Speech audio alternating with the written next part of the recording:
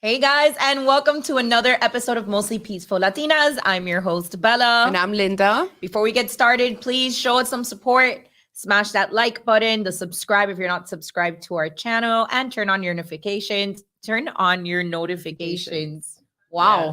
What was that all about? Wow. All right, guys. So we've got a show today. We're probably going to go off on some rants. A lot to be upset about. A lot to be upset about with the state of it. Yeah. So before we get started, we have a very special guest. Welcome back on the show, Josue. I'm back, baby. He's back. Thanks for having me back. Josue, local influencer, what Josue has to say. And podcaster as well. Which he just pointed out today. He was sitting there and he's like, oh, this is the same seating arrangement we had when you guys first came on. So for the record, I'd like to say to your viewers that the first podcast you guys were on together was mine. Oh, yes. So some might say that the inception and the birth of Mostly Peaceful Latinas happened on my podcast. And it was right here in this studio. It was right here in this studio. You're welcome. That's true. So today we're going to cover a few topics. Obviously, we were not here. Bella was feeling a little sick last week, but we're going to talk about migrant children that are being exploited under the Biden administration. This already happened under Obama. Actually, for those of you who do not know that weren't following me back then when I had my Wake Up Linda account on Twitter, those were the first videos that I made about the migrant children during the Obama administration that were misplaced and actually landed in the hands of human trafficker. When I made those videos, those were my first viral videos on Twitter, and I was doing a lot of like human trafficking content or like for children and stuff like that, especially for migrant children. It's actually the way that I connected with Rep. Ana Paulina Luna, who's now in Congress. So it's a very touchy and sad topic. Well, we have to cover it. We're going to talk about pro-life activists that are attacking Trump right now, because as you guys know, the right wing and the left wing just has they have a severe case of TDS. They're mentally unstable people. They're mentally ill people that should be locked up in a room. They should be medicated and helped. They should be helped because they're not well in the head. They're not here. They're not okay. They're not in reality also. So we're going to talk about these losers as well. They're not well. We're going to talk about the Cold War going on between the Sims, which are DeSantis supporters. I know you guys like the governor. It's not even about the governor, to be honest. As you guys know, we usually stick to policy. We're not calling him a rhino. We would never say globalist establishment. I don't care about any of those terms. I care mostly about policy. However, his followers care about attacks, physical attacks, personal attacks, intellectual attacks. I think it's probably some of the worst. They're probably some of the nastiest people that I've dealt with. They actually make liberals look pretty sane, which is crazy to say, but they do. We're going to talk a little bit about also the attacks of Robert Kennedy Jr. and what he had to say about Trump and how he's a climate change crazy activist that people just don't talk about that. So is DeSantis, by the way. So is DeSantis. And what else do we have? Oh, Washington State. And then we want to talk about Washington State taking custody of children whose parents refuse to give them gender affirming care. That shit is wild. I saw that. So wild. Very wild. We will also want to talk a little bit about the Manosphere, and that's why also we want to ask Josue a couple of questions about that, because we have similar views about these losers in the Manosphere. As you guys know, I've talked about these losers before, and every single time I call them losers, people come after me and they're just like, I bet you're not married. I bet you have cats. I bet you're childless. I'm like, but you're still a fucking loser. Like, are you still a fucking loser? You are. And so we'll talk about that. And as you guys know, So before we get started, guys, remember, self-funded, no Illuminati, no lizard people, just patriots. So if you'd like to support us, please check out our sponsor, SentryH2O.com. For those of you that have been keeping up with the story, Sentry is still in East Palestine helping the residents out there. Just last week, they delivered close to 200 new units out there. It is a very comparable to other products in the market that are probably worth 4 or 5 times the price that you would be paying for an under the sink unit unit with Century H2O. So not only is it smaller and more affordable, it's also extremely efficient. We'll get rid of all the nasty stuff in your water, the fluoride that makes you dumb, the Century, what's the stuff that makes you gay, Turns the frogs gay. all the stuff that Turns the gives you frogs the gay, the lead. carcinogens, the lead. So all the stuff that makes you gay, gives you cancer, makes you stupid. It's going to remove that and add minerals. And at the same time, not only will you be supporting a patriotic company, but you will also be supporting us, mostly peaceful Latinas, and continue to support their efforts at East Palestine, as they continue have not forgotten about the tragedy that occurred out there, because it is very much a tragedy. There is people that are still sick out there that still don't have access to clean water. So Century's really going out of their way to do their part. And you also get 10% off with code MPL10. So if you've been thinking about looking at a water filtration system, please consider supporting Century H2O. Should have been a news anchor, bro. Right. I She's try. really good. I try. She's really good when she gets You know? in the mood. Okay, so the first thing is the migrant children, right? And before Josue, when we were talking on the phone, we were kind of like discussing how Josue is a very moderate neoliberal, I would say, right? Would that be it? If I had to label, I guess like libertarian type of thing, Right, in okay. a way, you know. Would you say you're a libertarian? I don't know if you're a libertarian. Like I almost A see lot of Josue Cubans like are an libertarians. old school Democrat. I see Josue like an old school JFK Democrat. Right. Like that's which of course would be that's kind of considered- libertarian. Yeah, that's kind of libertarianish. I guess. You know, like he the social stuff, he's like Right. good on. But before that, before he went through Linda's Re-education camp. re-education camp, before he went through a re-education camp by yours truly, he was a lot more left-leaning, especially on the social causes. Yeah. And he's made a lot of strides since This then. is Now true. he's The a, rumors he's are a- true. Be mad he's you a- were still left leaning. yeah, You were little just bit. stepping. Changed You were man. just getting because your I feet because wet. I bought the narratives. Right. You know, you buy the mainstream media stuff, and how could you not? We you all know? did, Yeah. right? We share the Yeah, story all all the the time. time. We all Yeah. did. So all three of us here are what we would call like past Democrats, past liberals. We're still very moderate. I was talking about actually before the news broke out today. This is how I know that my intuition never lies. Before I saw the story about what Trump said and why people are mad, and we'll get into it in a second, one of the tweets that I put today, and I said, in my humble opinion, because anyone coming after me, the pro-lifers, I'm a pro-lifer, but in general, I said, in my humble opinion, I think that the Republicans will get a lot further with the transgender issue and the women's situation than the abortion issue. I said, I don't think that Republicans are reading the temperature of the country. I personally don't see Did that. people get mad at you for making that very obvious No. decision? Nobody got mad at me, but this was hours before the Donald Trump controversy, right? But I Gotcha. just felt that something was coming. So I tweeted that out. Like you could literally see it was like 9 a.m. or something.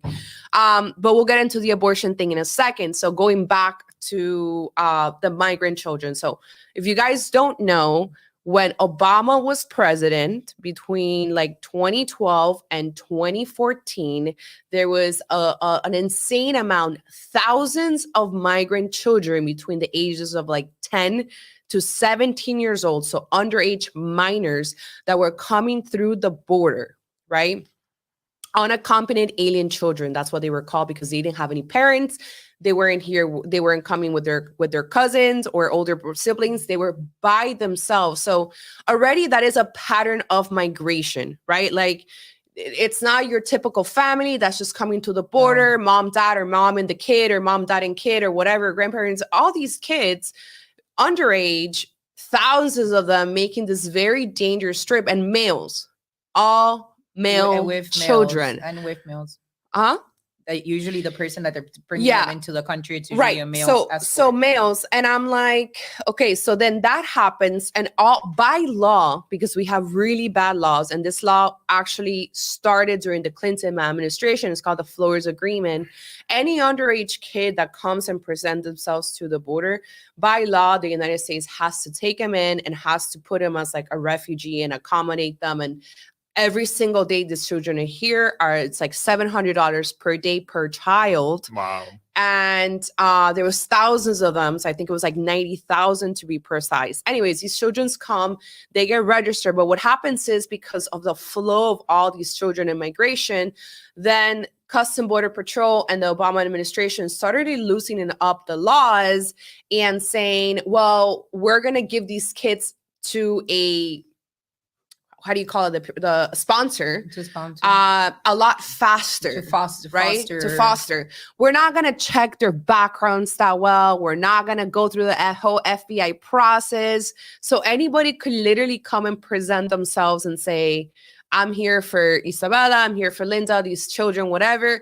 And I'm the uncle or the mom's cousin's brother. And they were literally giving these children to whoever during the Obama years. And what ended up happening? What ended up happening was that these kids were trafficked and were found later on. A lot of them were never found because it was 90,000 of them that were displaced all over the country. The ones that were found, luckily and thankfully, they were found under horrible conditions. Some of them in an egg farm in Ohio. They were literally like slaves that were all crammed together in a trailer, having to poop and pee all over themselves, giving like one dinner a week. And how were the traffickers able to do that? They were able to do that because they actually traveled to these countries, El Salvador, Guatemala, and Honduras, and they promised the parents, so they know where to go. They know where to go to very poor towns or very poor cities, people that have a lot of necessity, and say, if your child, just tell him to do this journey away from him there. We're going to give him work. We're going to give him education. And so the parents, desperate, they agree. What they don't know is that the child is going to be trafficked legally through the U.S. border. Well, all of that was basically, there was a put an end to it when Trump was around. Right, which is why you had the child separation at the border that was extremely controversial. Right, everybody was up in arms because Trump is the bad guy. I'm sure at that moment you probably thought he was the bad guy. Separating families, because that was the narrative. So that was the narrative, and nobody ever talked about why that was actually necessary. And why that was actually necessary was because of what had happened during the Obama years. All these children who are not.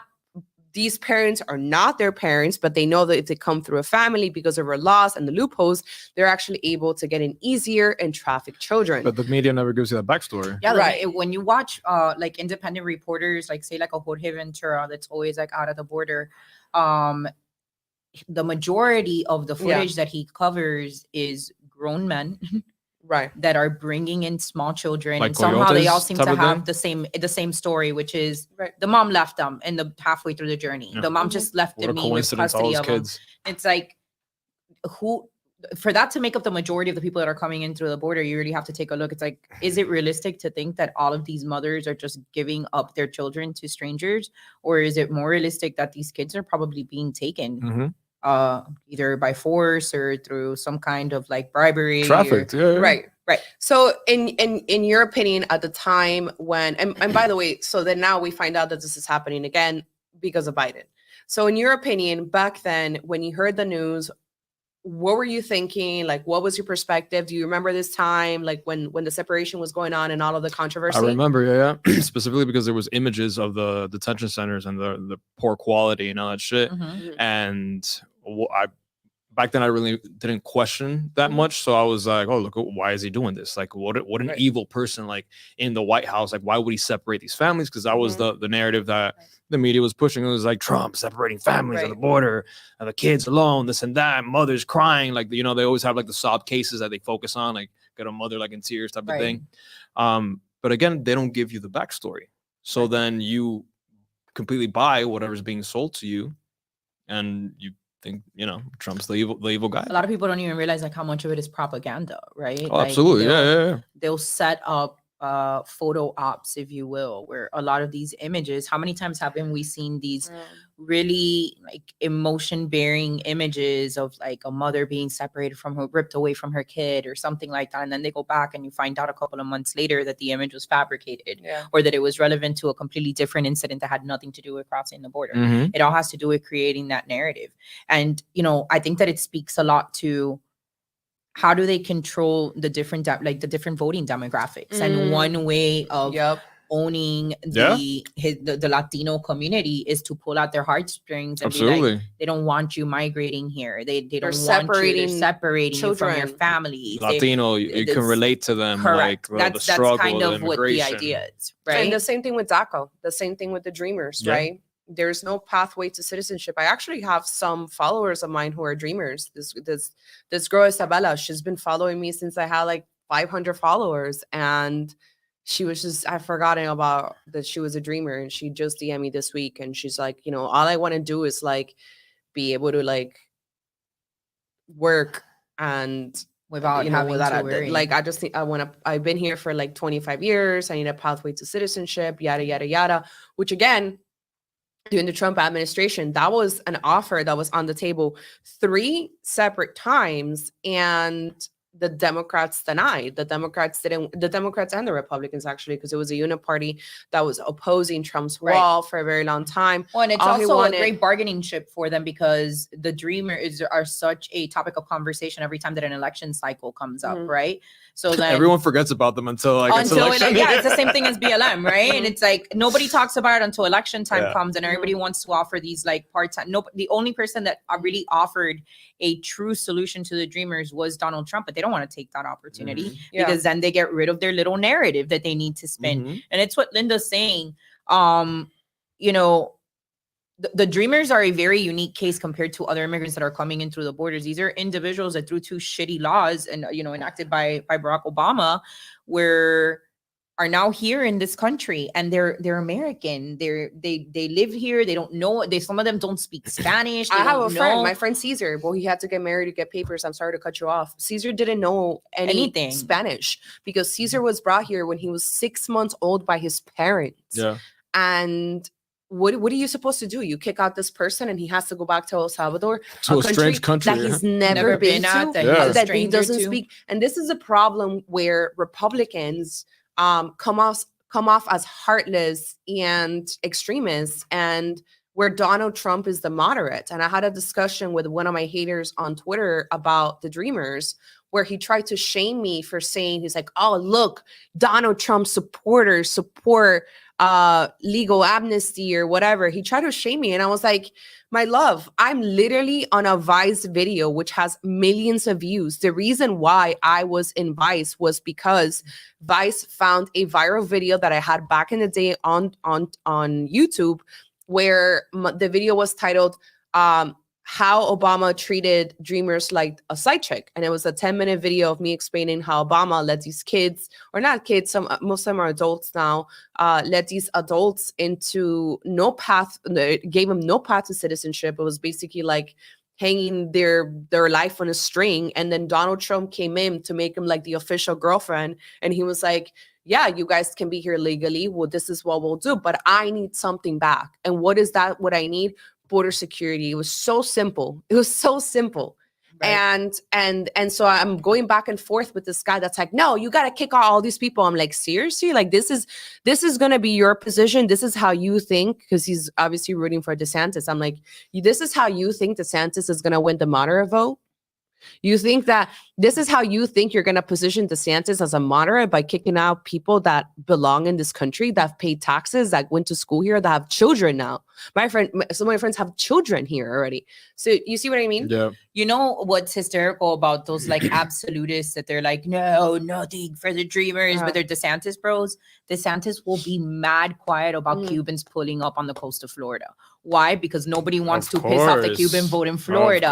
And whether or not it's my people, it's irrelevant. Like, you're quiet, you're super loud about what's going on the border on Mexico, but you're not going to say anything about the migrants coming in from Cuba, coming into the border. So, and what is it really about? Are you truly this like absolute border security, nothing above, no exceptions for the Dreamers or anything? But then when it comes to the Cubans, you're mad quiet. Like, what is that really about? It's because it's all strategy. He's doing and saying the things that he thinks are going to attract the right, if you will, this absolute I don't even want to call them far right, because I wouldn't necessarily say, because they're more traditional Republicans. Like, before we became. But they love to bring up Reagan, but Reagan gave amnesty to like 1 million or 2 million people. Like, so I know this because some of even my family members, that's how they got papers. It was back in the 80s and 1989. I was gonna say, who was president during Mariel? I don't know if it was Reagan. I think it was Clinton during that time. No, Mario was 1980. No way, bro. That was in the early It was 1980s. Jimmy Carter. Then it Was it Jimmy was- Carter? No. Who was someone in the chat? Tell us who was Let me president during Mariel here. Mario was president? Was 1980. You know, I don't know if you guys have seen. There's a video that's like trending Jimmy right Carter. now. Jimmy Jimmy Carter. There's a video that's trending right now, and it's one of these like guys that does like good deeds. They like give people in the street money or whatever. Yeah, I seen him. And he goes into a Home Depot parking lot to pick up 3 immigrants and take them to Disney World. Yes. It's cute. Yeah, it's like cute. he picks I them saw up. He's like, I'm gonna pay you guys for the day. I'm gonna take you to Disney World. Blah blah blah blah blah. But I look at that and it breaks my heart, because it's cool content, whatnot. Yep. But that guy, those 3 men are gonna have to be right back at the Home Depot the next day, hoping that somebody picks them up for work. And this is the part. What is that? I'm not entirely sure what that was. They're gonna be these men are gonna be right back in that Home Depot parking lot a day from now, 2 days from now, trying to find a way to feed their families. And this is the part of illegal immigration that's so heartbreaking for me, because when you're letting in these individuals come in illegally through a border, you're creating a second-class citizen from the minute that they enter into this country. They're never going to have access to the same opportunities. But the Intra-party wants that. But as Latinos, we shouldn't, right? So that's kind of the counter argument that somebody that's maybe in the thought process that Josue was at a couple of years ago, where he's like, separating families at the border is the worst thing. The counter argument to that really is like having to dehumanize Latinos by telling them that the way that they're going to access the greatest country in the world is to put themselves through this deadly trajectory of crossing a border so that then they can come into this country and be second-class citizens and have to work for minimum wage and never have true opportunities available to them. It's such a slap in the face to the Latinos that come into this country truly searching for a better life, the American dream, freedom, and an opportunity. So to me, it's I'd argue, the people would say, it's so cold-hearted to turn them back when they get to the border. It's like, no, turn them back so that more of them don't feel like they have to find that way to get here. They should have alternate pathways of entering into the United States. We talked about this before. That's what Trump wanted as well. It should be a merit-based system. They couldn't. So how do you see the whole immigration situation? Like legal, like mostly illegal stuff, because illegal, like whatever, I mean, it's a hot mess. That's how you get cartels. That's how you get human trafficking. But you think about the opposite, I guess the counter argument of that. What if these people that are struggling, like the Home Depot guys, what if that's what they prefer rather than being in their home country? Yeah. Like we see it as this is terrible, but to them, maybe it's not that bad. Yeah. Well, to them, it's not that bad, and I'll not, tell you why. But it's terrible. But like, what are they actually? Like, but what are we telling them as Americans, right? Like, well, it could be worse. Your kids could be getting raped, and you could be getting robbed in your own country. It's like, I guess in that sense, they would prefer that. But to me, bringing people in, I'm in recruiting, and so many times I've seen people come in from Venezuela, Colombia, Cuba, and you know the joke. Yo fui doctor en Cuba. I was this. I was a professional in my home country, and then I come over here. On TikTok are so sad. And I'll do it.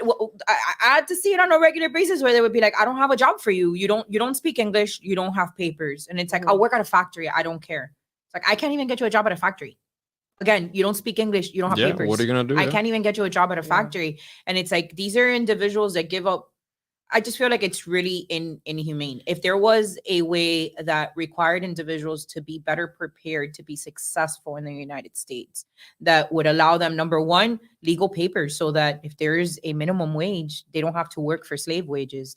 It protects them to not be exploited and all this shit. 100%. There needs to be a system, a system that funnels, I guess, these people that want to come into this country the right way. The right way. Oh, absolutely. Another thing that's really controversial that I feel very adamantly about, my father has been in this country for close to 40 years, and while he kind of knows English, he really doesn't know how to speak it. And I feel like that's unacceptable. Yeah. I think that It's true. not just for the sake of like you're in But America, it's you need to also learn a English. Miami thing, because Yes, that's why yes. so many They don't that's feel why, they don't yes. feel the need to learn it because No. they're in little Cuba here. Mhm. You know That's what why I mean? so many Latinos come to Miami. You know, this was a thing that Yeah. my grandfather said before we moved here, which was don't move to Miami, like move somewhere else. He like wanted us to go to like Alabama. He's like, don't move even there. New York. There's too exactly. Yeah, like, even New my York. grandfather wanted us to go to like a super white state, like Because you go acclimate. to the You whitest, acclimate right. to the As real in- America. And Right. he didn't want us to go in like New York or Miami or these places. And you know, in a way, he was right. We obviously have family members. My mom barely speaks any English, Yeah. and it's just they get so used to it because, especially if they're in Kendall, or they're in Hialeah or whatever, like you don't really have to speak English at all. Like you can go to McDonald's, you can go to Publix, you can get all your necessities. Yeah. Without ever speaking If a lick anything, of if you English. speak English, you need to speak Right. Spanish. at It's those probably places. harder Right. for just English speakers to Yeah. exist in Miami because it's so hard here. Mhm. Right. Everybody speaks Spanish. Yeah. So if you don't speak English, So but I still feel like it is an issue of like, it's not just, that's why you come here, right? To acclimate, because you want the American lifestyle. You don't want to you want to acclimate to some degree How to am the I gonna American go to lifestyle. How am I gonna go to France and move there and Right. not learn French? You know what I mean? How are you going to Expect be people successful? How are you ever going to Exactly. be successful when you don't speak the predominant language of that country? You won't be. So And you your know what doors will remain closed for you. Yeah. you know what the craziest thing is? That when you go to Medellin or you go to Cartagena, you go to any of those Colombian places that have a lot of expats or a lot of Americans, Mhm. they learn Spanish, yes or yes. Like they have no problem. These Americans have no problem learning the native language of that country at all. Yeah. And here's a conspiracy theory. So Ooh. I don't know if you guys have seen, I'm sure our followers have, the so-called Uyghurs population in China. So if you guys ever hear Those are the conservatives, Muslims. yeah, it's like a Muslim minority in China that the Republicans allege that they are being exploited and there's human rights violations and they kill them and they're systematically murdering them by sterilizing them or something, whatever. It's like this is like awful. Well, isn't the claim that they're in concentration camps? and Inhumane, everything? right? So there's this whole thing that these people are basically like, it's like another Holocaust. Obviously, I don't want to compare it. I don't want Jewish people getting mad at me, but like that they're systematically killing these Uyghurs population.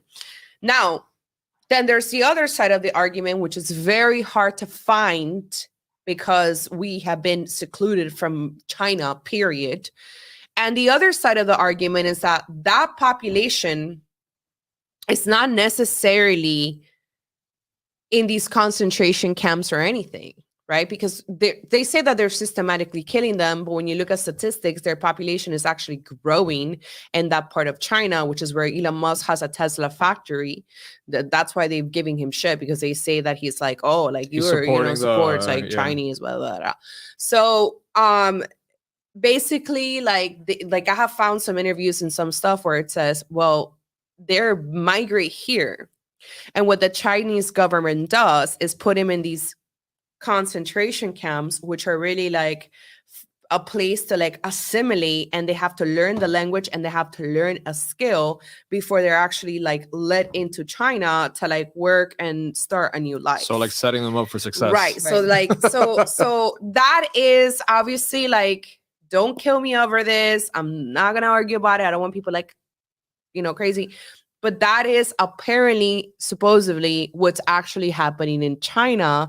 And I saw some stuff that's like, well, that population is super thriving. They're actually like movie actors. They're actually this. And I was like, what?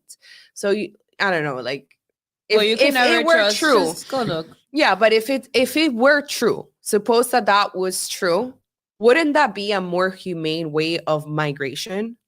To keep these people and teach them the language and skills before they get into the country than what we do now, which is Yes. I think that's smart. Yeah, I to be agree. honest. If If it it were was true. up to me, you would have a certain time period from the time that you come into the United States to learn the language. Yeah. Maybe not immediately, but you'd have to be like at least at a program, novice like a program level that within a 2-year period or whatever it is.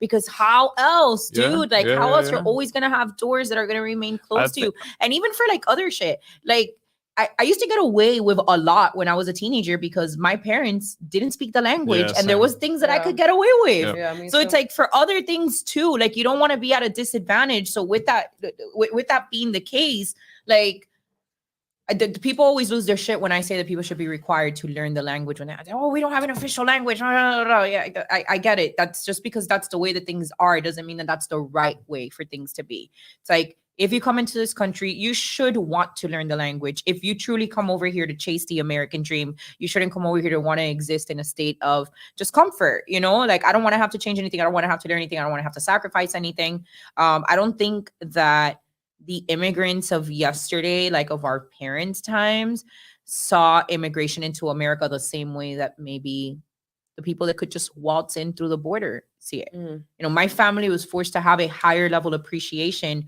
for their entry into the United States because there was a lot of sacrifice to it. Leaving Cuba was not easy. Getting to Venezuela and having to wait 9 years to leave Venezuela in order to be able to be accepted into the United States legally. That meant having to go to immigration offices, doing copies of paperwork, paying fees, That's a mission. doing It's a all sorts journey. of things that by the time that they finally stamp that paper in there, like, you're going to be allowed into the US, it's like you've all dropped onto your knees and thank God that you're being given the opportunity to exist in the land of the free.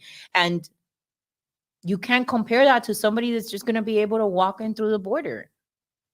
There's the level of appreciation for what this country has to offer just isn't going to be there. Let's thank a couple of people in the chat. All right. So our girl Katrina, good evening, damas, with a $99.99 donation. Thank you, girl, for keeping the Katrina. lights on. All right, girl Jenny, $4.99 says, I love the show with Alex Otaola. You guys did. It was great. Love you guys. He definitely loves you guys. He mentioned you guys again on yesterday's show. What do you say, Jenny? Tell us on the chat. Tell us on the chat what he said. I want to know. If you guys have not seen us on El Mañanero with Otaola, and you speak Spanish, because it is in Spanish, or you want to send it to your abuela, you can check us out. When we were Tuesday or Monday? You can check us out on Monday on Alex Otaola's Mañanero show. I saw it. It was really good. I'm so sorry. On Tuesday. I thought it was Tuesday. I'm like, was it Monday? We have Marta Dominguez says, always thankful for your work and insightful knowledge is power. Thank you, Marta, so much for supporting us. Adam coming through. Per usual. Adam through. Katrina's keeping the lights on and Adam's keeping on. We got our boy Angel on payroll. Damn, it feels good to be back. Bonus MPO bucks tonight due to celebrate God's blessing me with a new job. Thank you, Linda, Adam, for keeping MPO absolutely catfish free. Love and blessings to you, ladies. Adam, thank you so much and congratulations on the new job, dude.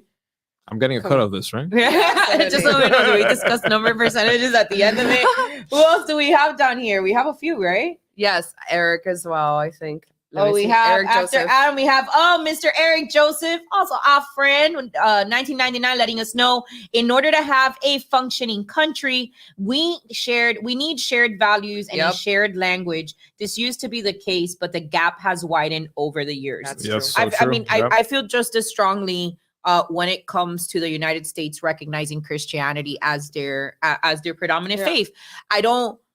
I think that it's precisely Christian values that allow America to be so open to other cultures, to other minorities, to other religions. So why is it wrong to want to be identified by those same Christian values that allow you to be tolerant to other groups?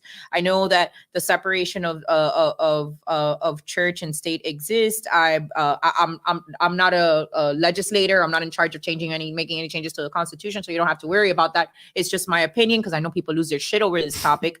But I'm a well-traveled person. I've been to over 26 countries, and every country that I've traveled to seems to have a predominant religion that they are identified by.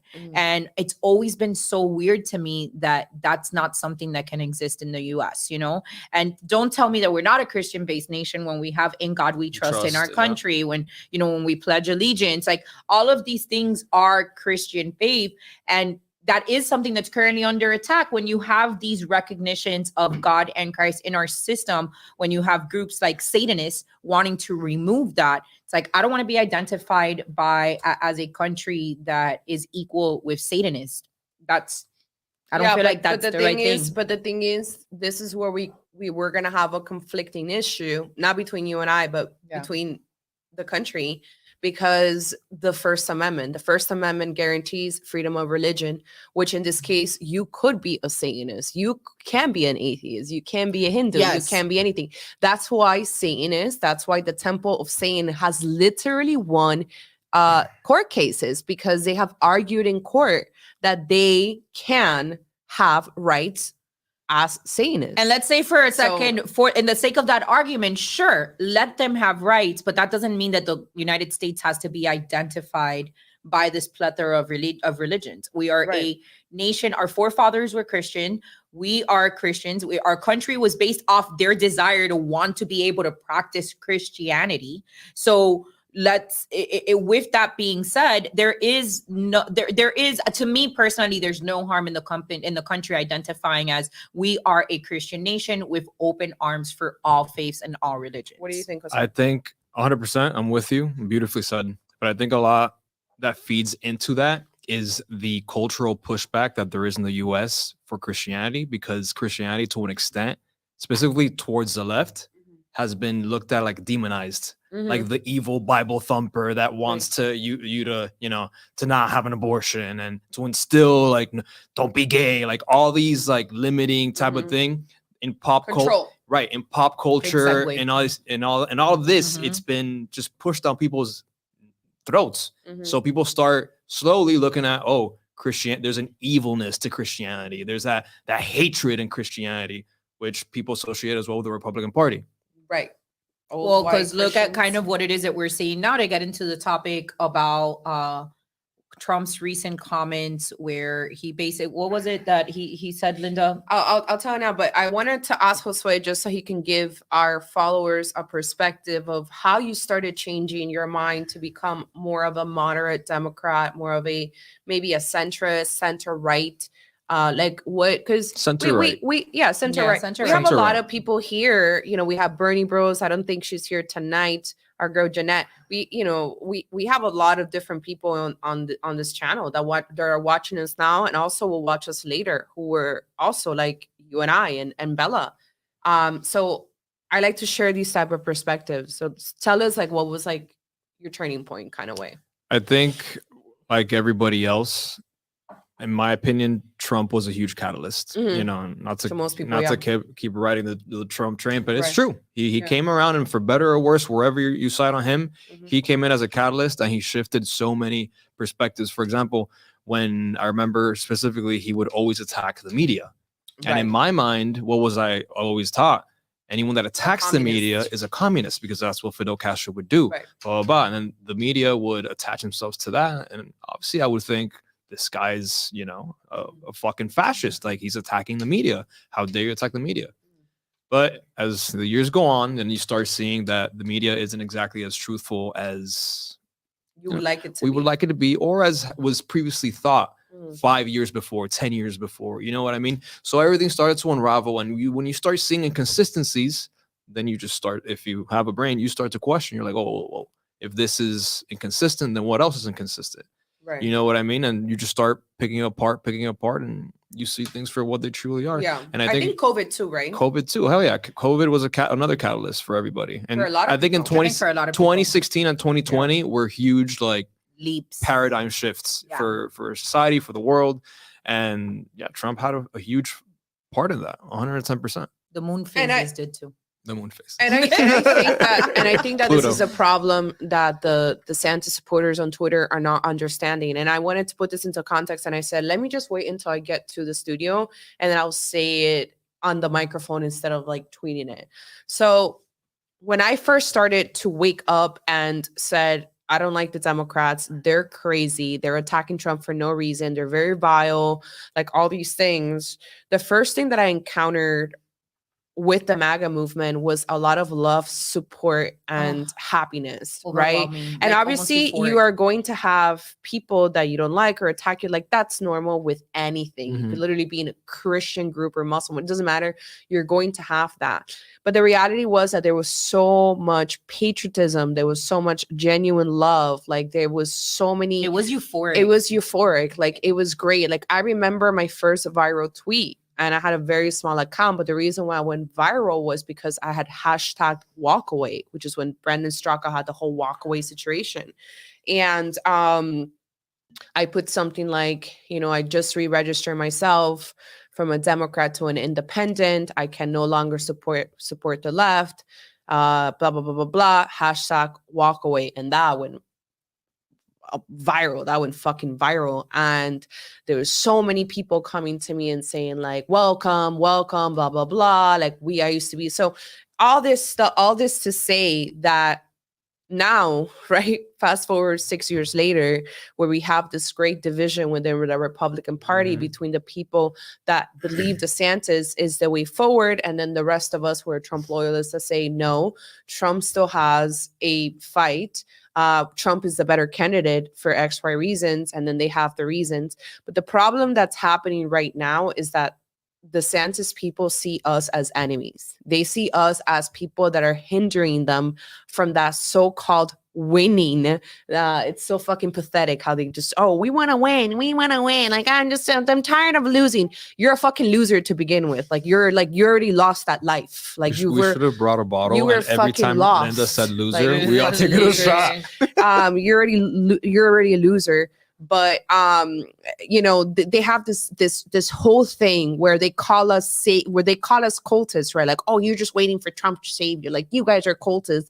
Meanwhile, we've done all this stuff in the state, in our county, in our city, because we understand that no one is going to save you. And they're still are the ones. They're still mad, right? But they're the ones that are saying that through DeSantis is how we are going to be saved. Right? Because these are the same people that are pissed off. Like first of all, they won't touch anybody that's QAnon with a 6-foot pole, right? They won't. But then at the same time, they're pissed off that the QAnon dreams didn't come true. Right. Like they were expecting Trump to somehow fix the last 100 years the second coming, destroying America, and he was gonna fix it in 4 years. Right. They are the true cultists. They are the ones that are the true cultists, where they wanted Trump to be the great voice for every single cause. And if you just let me down with one thing, then I'm going to destroy you for forever, because that's where they're at right now. They want to destroy Donald Trump, and not just Donald Trump, but they want to destroy his supporters. And you know what's hilarious to me about a lot of these comments? They're like, we're never gonna win with Trump. We're never, if the Trump cultists would just realize that we're never gonna win throughout Trump. Like, do you not realize that you're inadvertently admitting to yourself that you cannot win without Trump's base? Right. So you think you're telling us that we can't win without you? There's 4 of you. There really isn't there's just not a lot of you. Yeah, Twitter's not real life. We have to repeat this to people several dozen times. I guess that I hadn't been on the Twitter interactions in such a long time, because I've been banned for some time, that I hadn't realized that these people really do exist in an echo chamber, in a bubble. Not only, I don't mean Twitter's not real life in the sense where there's real life and then there's the internet. No, there's other platforms outside of Twitter too, where people have followings and you don't. Yeah. Right. So a lot of these people are really loud. Right. And to go back to that, I'm not on Twitter. Our page is predominantly managed by Linda. We know. Our page is predominantly managed by Linda, and yet, of course, because it's both of our pictures and everything, we've been getting dragged into a lot of these things. And it's all men. It's all men. It's all men. Listen, when it's always men. When I came out as a conservative to my majority Democrat friends, there was a sense of where I did get backlash. Like I had, particularly when I became a lot more verbal about things in 2020, when the race wars started, there was a lot of my Black friends that felt like I had that African American, that were just I went from being super down and cool to from one day to another because I put on a red hat, them seeing me completely different. And I remember that transition and losing people and feeling like, damn, this is being treated that way and feeling like, damn, it sucks that these people who truly know me are going to treat me different because I put on a red hat. It's a product right? of the brainwash. And yet the product of that brainwash that we're talking about millions of dollars in PR campaigns and issues and it was George successful, Floyd's and riot and all these other things. And yet, if I had to rate those people on a scale of 1 to 10, I'd probably rate them at about a 9. And if I had to rate the way that the only DeSantis bros, because there's people who still don't want to fight to ensue between the two, between Trump and DeSantis.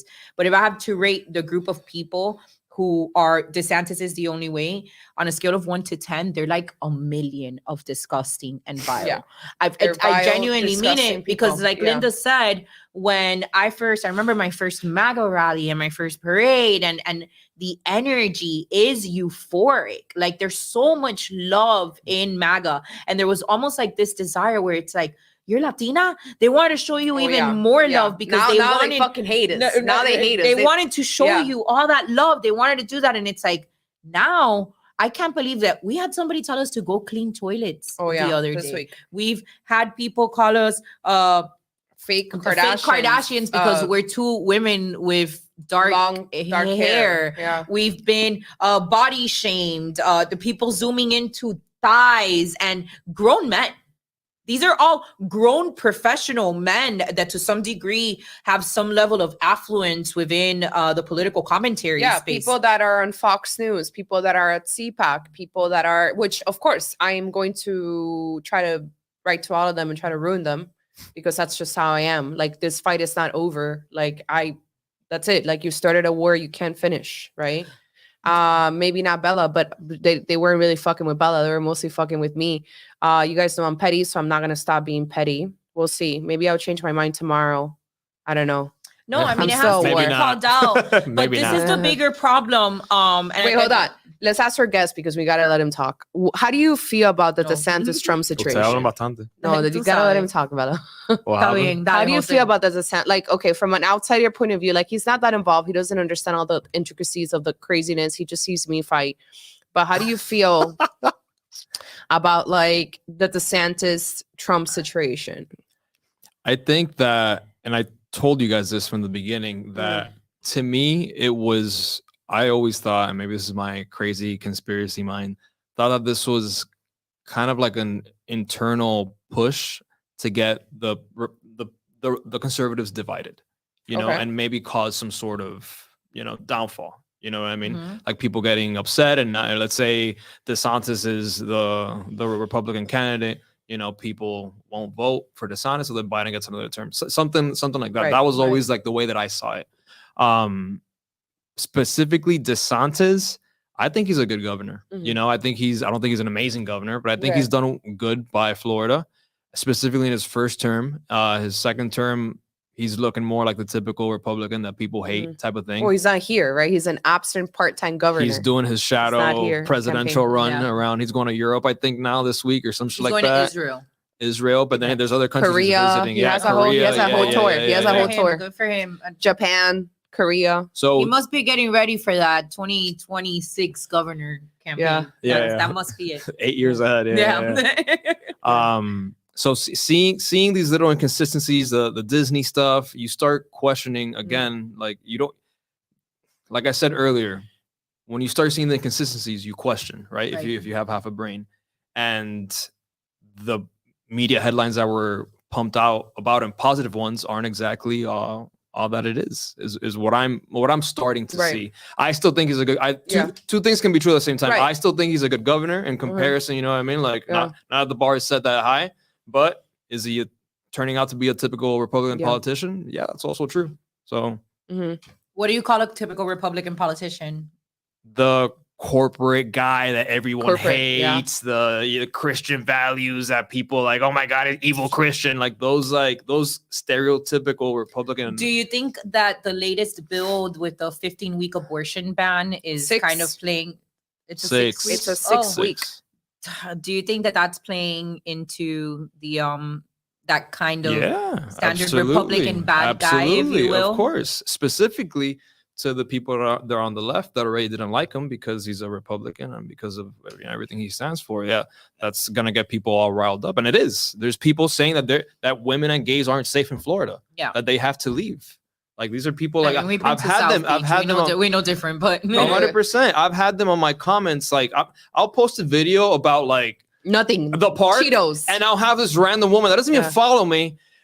Florida, this and that, and I feel unsafe because women are being attacked. Like, ma'am, this is a Wendy's. Like, please, this is a Wendy's. Please. So there's plenty of them like that. I just, and we actually made comments about this last summer after Roe v. Wade was overturned, that Lindsey Graham went out and he's like, now we need like a federal ban on all abortions. And they've given that kind of like push for extreme, abortion bans. What gave 2022, the Democrats gave them some form of advantage because all of this like Gen Z voters went out and were led by this one topic where they felt like their bodily autonomy was being taken from them. So we've been critical of this before. I am absolutely unapologetically pro-life, and clearly I want pro-life laws. But it's about reading the temperature of the country, which is what Trump understands way more than Republicans and DeSantis and himself. That also, you got to look at it like we're doing the most right now. Like this to me is the most. Like we just had a historic win with the overturning of Roe versus Wade. Why can't we kind of bask in that moment for a second? Why can't we accept that like this is amazing that we were able to do this, that there's going to be less mothers that have the ability to make this really permanent decision to not just hurt, end the life of their child, but hurt themselves in the long run, because I believe that that's something that women live with for the rest of their lives.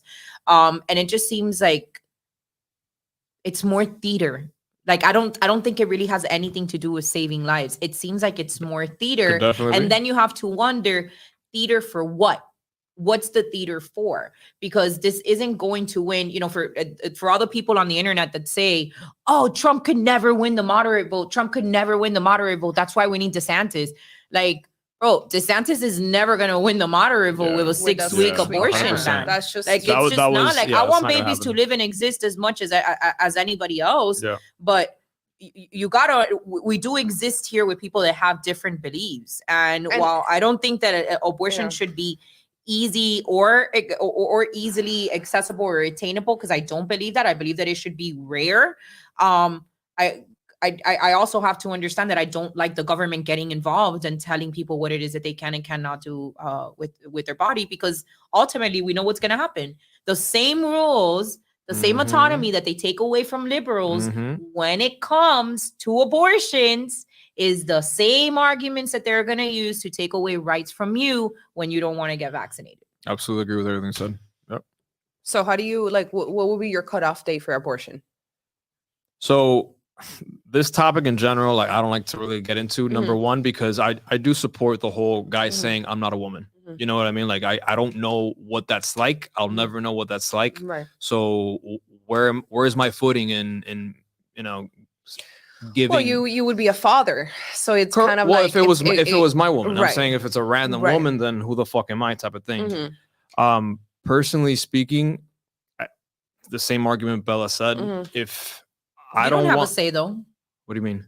As a man, you don't really have a say on whether or not the person that you're with keeps. 100%. It's up to her. What am I gonna do? Like, no. Do you feel that's okay? Yeah. Do you feel that fathers should have absolutely? Absolutely, because it takes two. But I'm also not the one holding it inside my body. So it's like if I were to say it's like a 60-40, because I'm not carrying it to term.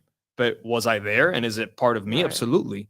It's I guess that's why there's that. The debate that there is, right? Because it's such a gray, like there's so many different variables that go into it. It's not that black and white. So I understand the frustration and shit, but the same way that I don't want anybody to tell me to jibba jabberoo myself, then I wouldn't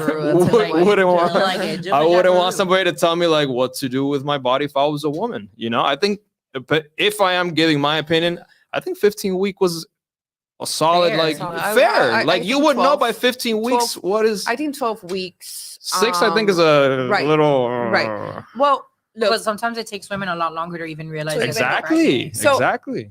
let me tell you guys what's going on so that we can continue on this beautiful topic and why everyone's pissed at Trump again. Take that scene from what was the show? Everyone's always blaming everything on me. What is it called? I don't know, but I remember the. With Will Smith. So basically this is what's happening. Trump, no, I think it was Political, asked a Trump advisor or a staffer or somebody on his campaign, what is Trump's position on a federal abortion laws? They didn't talk about necessarily about a ban or anything. They asked federal abortion ban, and they said, well, President Trump appointed 3 Supreme Court justices, which overturned Roe v. Wade, which is what he promised and he accomplished. This is probably the most consequential Supreme Court decision that's ever happened in the pro-life movement, something that people were fighting for 50 years, a lot of these pro-life organizations. So they say he believes that it's up to the states. And I can go back in time. I can go right now, which is what I told people on YouTube. And you can literally put Donald Trump abortion up to the states 2015. And you can find his position over and over again, which has been, I will overturn Roe v. Wade and give the power back to the states. I'm pro-life with exceptions, rape, incest. He lists his reasons. But I personally believe that it needs to go back to the states. Roe v. Wade is overturned. People are celebrating. So because he comes out with a statement, or his press secretary or whoever, then you have Live, right? Live org. Is that what it's called? Live organ. Live Action. Leela Rose. And you also had the president of Students for Life come out and say that Donald Trump is not fit for office because he does not want to guarantee a federal ban on abortion. Mm-hmm. Some of them want a federal, Some of them want a federal ban at 15 weeks. I believe that's the SBA organization. The other ones want a federal ban, period, on abortion overall, meaning the states don't get to decide. Now, let's think about this for a second, because then you have you have Matt Walsh, you had all these people like, I'm not voting for Trump. Trump's not standing up for life. Trump's not this. After Roe v. Wade is overturned because of Trump, right? So this is already a huge win. This is already the reason why Florida is able to have a 6-week ban on abortion. Florida, I think Texas has the heartbeat bill, which is 8 weeks. And, all these conservative states have rolled back abortion rights. So then you have all these people come against him. All these women are acting emotional. And I'm arguing back and saying, this is exactly what he said since 2015. And it's not just that, but this is what most of us wanted. Like, when you read the decision of Roe v. Wade was overturned, the Supreme Court literally states that the power is going to be given back to the people and their elected representatives. Why? Because it was unconstitutional. Correct. Because making Roe v. Wade was unconstitutional from its inception, because the way that our great republic is set up is that those things have to be determined at a state level. So how are you going to take the same thing that got Roe versus Wade, the same legalities that we want as conservatives, because that's our job, to conserve this country, conserve the republic. Yep. It's not conservative to be stuffy. How are we going to make the argument that we want to conserve the republic, use that argument to overturn Roe v. Wade and take the power from the federal government and give it to the states, but then come in with our chest puffed up, like, because we've got a majority, not even a super majority, we got a little majority because we got a little House majority, and we're going to be like, we need to start, completely banning them. We need to put it at a federal level. It's like, you're being counter. You're not conserving the very thing that needs to be conserved, which is the way that this country operates, which is that you don't give the federal government access to make decisions at a state or local level. Mm-hmm. What do you think? What are your thoughts on the whole situation? So when that happened, I posted a bit about it and didn't really give my opinion. Just kind of that I thought if just the news, right? Yeah. Well, that's the news, and if that's the way the Constitution is supposed to work, then I support it, because I support on conserving the Constitution and going whatever.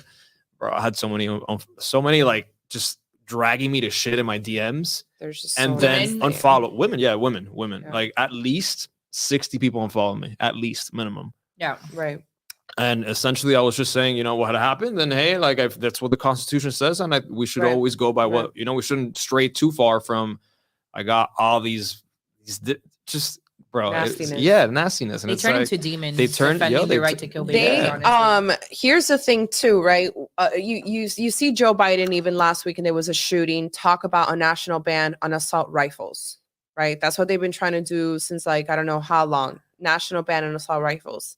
As you guys know, the Second Amendment rights vary per state. Where you have a state like New Jersey, where you literally, I spoke to a person from New Jersey, actually from the Cabo Bar, Victor's dentist, who was telling me that the way that you get a gun in New Jersey is literally insane. How is it? You need like aside from like having to pass a test or whatever, like you need 5 people to go to the police station at the same time on the same day What? to basically verify that you're not a psychopath and they know you and you're okay to own a gun. So like why? insane. Because it's a Democrat-led state, Democrat-controlled state. California they have been able stuff too. They right, can't even New buy any York. gun. I mean, you have so many. So my thing is like, if you want an abortion, obviously, like some people argue, well, it's a life, right? It's a life. It starts at conception or whatever. Don't these people think that if they give a federal ban on abortion, then you open up the doors for liberals to later say, well, we're going to have a federal ban on many things or whatever we want, right?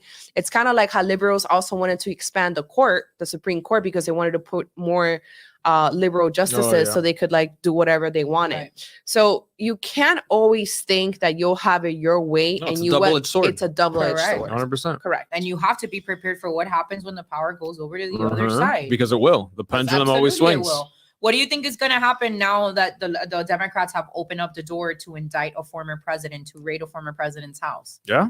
And now a gate has been opened. We're not Yep. going to be able to unwalk through that. Yep. Luckily So- for us. So here's a few things that have happened. So you have this, that now Trump is being attacked. When Ron DeSantis signed a 6-week abortion bill, which happened last week, he did it in the middle of the night. He didn't really brag about it, which, as you guys know, DeSantis well, not him, but his team brags about everything that he does, right? They didn't really brag about it. They didn't really brag about it because they know that it's going to fuck them over in the end. It's going to position DeSantis as a much farther right, religious, Correct. whatever you want to call the it, typical than Republican. Trump. You Trump can no longer is going make the moderate you argument. cannot win. You can't win the moderate vote But and then- have a 6-week abortion ban. But then just you can't. tell me, then what was the political strategy behind doing that? Well, I think That's part what I of don't it, understand. I think that he, Because it's not helping him out. probably his donors, his base, well, like his people that- donors, his that's the donors. other problem that he's having. He has donors walking away because a lot of his donors are very moderate people when it comes to social issues. They've been pushing him because they want to get rid of MAGA populism. They want to go back to the old school GOP, which is really just pro corporate America, pro millionaires tax cuts. Yeah. Whereas Trump was like, I'm going to give the middle class the tax cuts. I'm going to help the middle class, and we're going to have populism, right? It was a Right. president for the people. So, but Ron DeSantis's donors are not very pro social issues. So they were already donating to him, and they were like, I don't really fuck with like your book ban, and I don't really care for like your Right. transgender stuff. However, you do promise that you're going to be better and more friendly towards our corporations, yada yada yada. Climate change is another big deal. Climate change is a Climate huge change one is a for huge him, one. just like Griffin. That's why Griffin's behind him. That's why the other guy's Ken behind him Griffin? too. Ken Yeah. Griffin. Yeah. So around that, something that nobody ever talks about, including DeSantis, the Sims, which is what I call them, is how big Ron DeSantis is on climate change. DeSantis is basically the AOC of the right, Yep. and nobody talks That's about a good it. way to put Like, it. no, but like He I is. swear to He God, is. compare what AOC proposed in her Green New Bill, and then compare what DeSantis has been signing off in Florida, and it's basically the same He thing. wants to lower Converting- emissions by more He than wants half. to lower So emissions. like when you look at something like what's going on right now in Fort Lauderdale with like cars all jacked up and floods, Yeah. like he wants to push more of that. He wants us to switch over to completely electric cars. Like those are very globalist new world Yeah. order type of ideas. You Yeah. know? Like there's people on the internet that will make, hey, we're just advancing technology. It's like, no, let's call it what it is. you can shut down an electric car remotely. You can't do that with a gas-powered vehicle. Therefore, making it a point that the state is going to show progression by switching over to all of these non-emission vehicles. Realistically, what you're saying is that the government can have control over these things. Yeah, you won't see it. You're no You longer won't see it immediately. independent. 5-10 years from now, you're gonna start seeing that type of shit. And then Let's give a shout out to Miss Stacy, who just made a donation, well, a little while ago. $50. Miss Stacy, thank you so much for taking care of us. Hi, ladies. Thank you, Linda, for the entertaining week. These fools weren't ready for all that shit. No, they're not ready for this. They're not ready. You know what's funny? With the men that have been attacking me on Twitter is that they don't want to smoke on Instagram, because especially Dave, the Reuter, the angry fucking Reuter, Dave, Dave had us blocked from like months ago, and he literally unblocked me just so he could trash me. And then when I went on Instagram to trash him and he saw my following, he literally blocked my main account, my second page, and our podcast account, because he gets off in knowing that he can dunk on a girl that has 3,000 followers on Twitter but 145,000 on Instagram, while he only has like 1,000. So he's like, well, I'm gonna be the big guy, and I'm gonna be the fucking asshole and do it on Twitter where I have a lot more followers, even though his engagement is shit. But yeah, here's the thing about these DeSantis influencers and the whole entire situation. DeSantis has been recruiting, or not really DeSantis, it's actually Christina Pushaw, who's his press secretary. She has been recruiting for almost a year, what she thinks is like very well connected, like media pundits and influencers who nobody fucking actually knows, and they have no influence. And you think she was like, it's just who she got? How many people do you think she tried to reach out to that wouldn't turn on Trump? She knew who to talk to and who not to talk to. Yeah. I also think it's the demographic, because where DeSantis does better than Trump is like the wealthier, more affluent, like Gen X, right? So West Palm Beach, like Gen X demographic. Are they like the smallest generation? Like our Gen Xers, like the smallest generation. Like, it can't be that serious. Yeah, and so he's recruited all these like fucking crazy people that have no influence or anything. Some of them that live in Miami. And we've never seen anywhere. You've never heard of these people before. No. You've been nowhere in the political arena at all. And, it's funny because we've been observing them for a while. And before I even started interacting on Twitter, when I was just quiet because Christina Pushaw was following me and I didn't want her to like see my bias at this point. So I went months, right? Yeah, we did. I honestly didn't start tweeting. We're just maybe making like a memes month for each other. We weren't even posting the memes. We weren't talking about it publicly. We were making it a point to like hold ourselves back when we were on the podcast. And it's because we supported the governor. Nobody wants to admit that they got played. We got played. Yeah. We supported the governor blindly. And we encourage people to go out to vote for him, which is still the right thing, because I think it's all strategy. And clearly we want DeSantis, who at least has to answer to our demands versus a Democrat being there. So that was still the strategic thing to do. But there was definitely a certain responsibility that came with the fact that we know we have a platform and we understand that being unnecessarily divisive is not a good thing, which is why we never made a comment about any of this till after the elections. In fact, our first interview with Roger Stone, where he exposed the DeSantis shadow campaign, we made the conscious decision to actually release that episode to almost 3 weeks after we had recorded it, because we wanted to wait until after the election to drop this content. We didn't want to affect the governor's campaign in any way or share this narrative. But dude, it's like, the people that are arguing like, why now? It's like, what better time than now? Yeah. We weren't going to do it during the elections. We're gearing up towards an election. So it's the perfect time right now to discuss it and to point it out.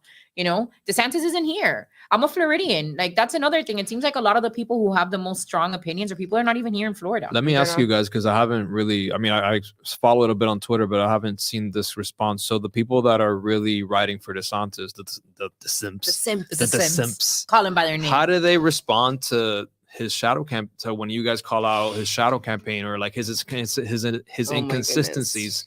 Are they just like They the encourage liberals it. in denial, or they No, like, they double encourage down? they encourage it. Like As far as the they're like a shadow hype campaign, team. They're not necessarily saying that he is running, but it's kind of like an attitude like, so what if he is? He's the better It candidate. 100% is a shadow campaign. Like, It you is. have to be It an is. idiot You not to gotta see be it an for what idiot it not to is. see it. I think he should actually get in trouble. I think DeSantis should get in legal trouble for doing that. That's my opinion. I think that he's actually violating FEC rules. Yes, he is. By not like he's doing it's all illegal. That's why they have to find a loophole. The book is the loophole. No? Right. Book Right. deals There can you be go. very lucrative. On paper, it's you know, Dijo una persona que yo conozco por ahí one time that book deals could be very lucrative. I don't know. What does that mean? Some people will know. Well, I think he should be investigated by the FEC. I don't think it's going to happen because I think he's the establishment's pick, which is why you see so much liberal media that's very friendly to him. But I think Laura Loomer, I think a few people have tried to already get him in trouble with the FEC. And here's the thing about the whole shadow campaign with DeSantis and the Sims, right? The first thing that they say is that who cares? People have book tours. It doesn't matter. He's a better candidate. He could do it. He's smarter, da da da da da. Then you have the issue of the AstroTurf campaign. What is the AstroTurf campaign?